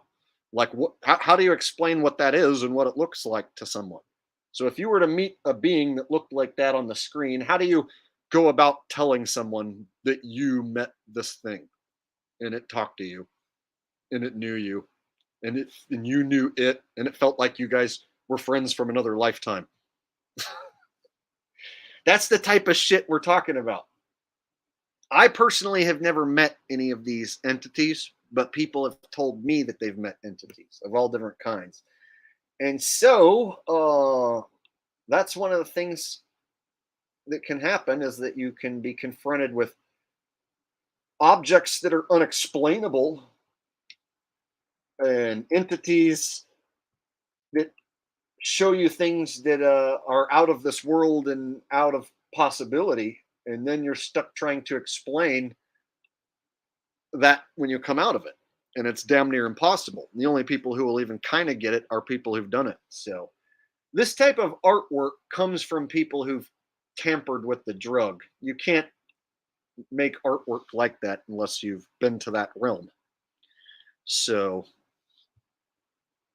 the only thing that scares me about it is there's a lot of celebrities who bring up this shit, and so there can be something evil and demonic to it. So I wouldn't say that it's all 100% beautiful.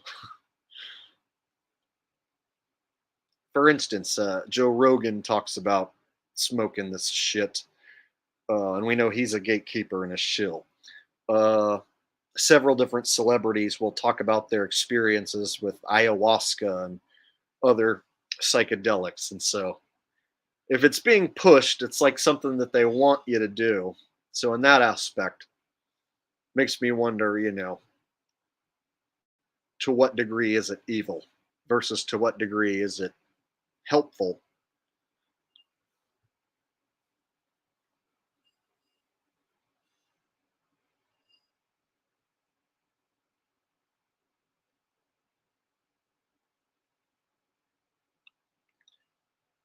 AMN 7319 says you are dealing with entities. They are powerful. What if they're manipulating you? It could be. So I've heard other people speak about meeting entities. I personally have not. It was always just me and reacting with nature, and everything kind of stayed like a similar version of what it was like out in nature. So water was water, but it was different. I don't know. And my skin looked like I was wearing some sort of like an Avatar suit, like from that movie, The Avatar. It was weird. And then there was like another time I was outside on my last trip across the United, when I was going to go across the United States. I did a hit in Montana when I was out on this dirt road, and the ant colony turned into like a little actual village of and like I was like giant looking down on like an ant hill that looked like it was buildings. So it was like I was a giant looking down on like a little tiny village, and it was like I got down so close to where I was looking at the rocks only like a few inches away, and I'm like, how did these ants build this village?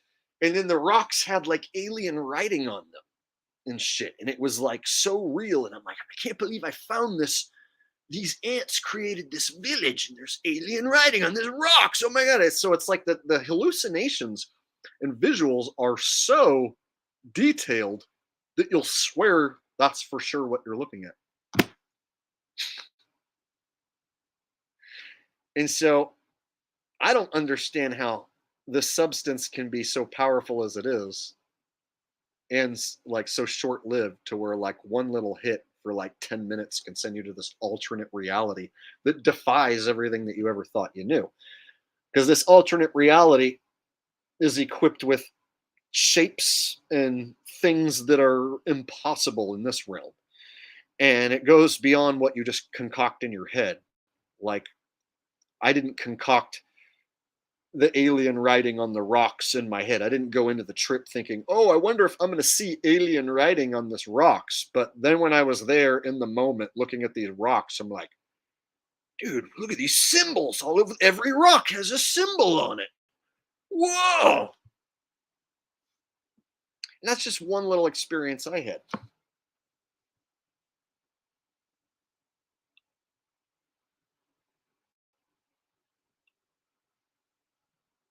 Have I tried DXM? No, I haven't.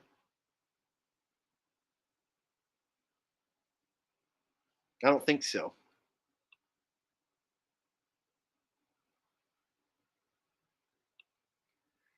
XX Logical XX says ayahuasca has fixed so many lifelong drug addicts, people suffering from severe depression, and many other cases that modern science, medicine, and therapy couldn't help a bit. Yeah, I've heard a lot of the things like that too, you know. And then you look at the Native Americans and tribes that use these psychedelics to speak to the spirits, and they have their visions, and they, you know, reunite with elders and stuff. So when you look at it like, you know, a Native American tribe uh, from, let's say, 1,000 years ago or whatever, you know, and they use ayahuasca to in a ceremonial way so that they can see the visions and the spirits and stuff. And so these substances, when used in a ceremonial way, they can take you to places that you will not be able to go normally. So they can take you to a psychedelic state of mind that you will not be able to get to sober. And a sober person can think, oh, well, I can imagine what it's like. I don't need to take it. I can just imagine what it's like. No, no, you can't. You can't imagine. What I'm saying is not enough. If you've never taken this drug and experienced what I'm talking about, like this psychedelic experience, then you can't even imagine it. It's out of the realm of what is imaginable. And you won't even be able to understand that until you've taken it. And then you will automatically be like, oh, now I know what Jake meant when he said it's unexplainable and unimaginable. So yeah, these substances have been used for thousands of years, and they weren't used in an evil way. So like if you think of Native Americans wanting to like talk to their dead elders and connect with spirits and such like that. It's like that's their spiritual awakening. That's what their whole religion is based off of, is these powerful connections with the spirit world. So a lot of religions and spiritual connections with higher beings come through these psychedelic substances, and you can't get there being sober or in any other way.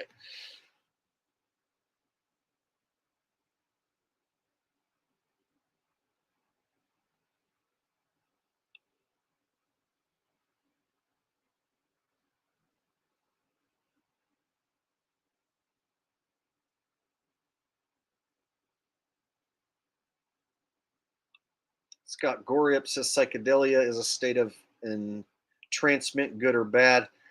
Yeah, it can be both good and bad. So I have times where, like, if I'm eating mushrooms, the first part will be like more like fun. I'm laughing and enjoying this body buzz, and then like the second half will be more like reflective. I think about who I am, how I got to where I am in life, the decisions I made in life. So it's psychedelics can be very reflective, as far as they'll make you think about who you are, why you are who you are, how you got to be who you are, what you like about you, what you don't like about you. And some people don't want to unpack that shit. So a lot of people don't like psychedelics because they don't want to have to unpack in a 24-hour period why they are the way they are. That's a nightmare for some people, to have to unpack yourself. So some people would rather do other drugs to escape that, whereas psychedelics will be like, oh, guess what? You're going to reflect on your whole life for the next 6 hours, and you're going to come to the realization of like why you are who you are, whether that's good or bad for you or not. That's what's going to happen. Bingo, and you can't escape it. And so a lot of like hardcore drug users out on the street who are doing meth and shit like that, they don't want to do psychedelic drugs because the psychedelic drug will cause them to think about how they got where they are. So usually someone who's addicted to like fentanyl, meth, or whatever, they don't want to mess with psychedelics, because the psychedelic will open you up and make you think about who you are, how you ended up there, why you are the way you are. And people who are not happy with themselves, they don't want to do that. So people who don't like who they are don't like psychedelics. People who are strung out on nasty drugs don't like psychedelics typically. Jonna X says, thank you, Jake, for your stream and sharing parts of your life with us. We YouTube family love you. Thank you, Jonna. That's your second donation of the night, and you are so kind and generous. I think over the last few years, you've donated more than anybody, and I really do appreciate it. I got some stuff off my chest tonight that I haven't really talked about. So thank you guys for listening to me. And you are my YouTube family. I can tell you guys about stuff that I can't really tell my family or talk about with my family. And I feel more comfortable here than really with any group of people. So I know there's a few dirt bags in here who want to dig up dirt on me and troll me or whatever, but for the most part, most everyone here I consider my family, and I love you guys for sticking by me and hanging out with me. You can be doing whatever you want right now. You can choose to watch whoever you want. So if you're choosing me right now or the rest of the world, I appreciate that from the bottom of my heart. Thank you guys. You're, in my opinion, the best YouTube audience in the world.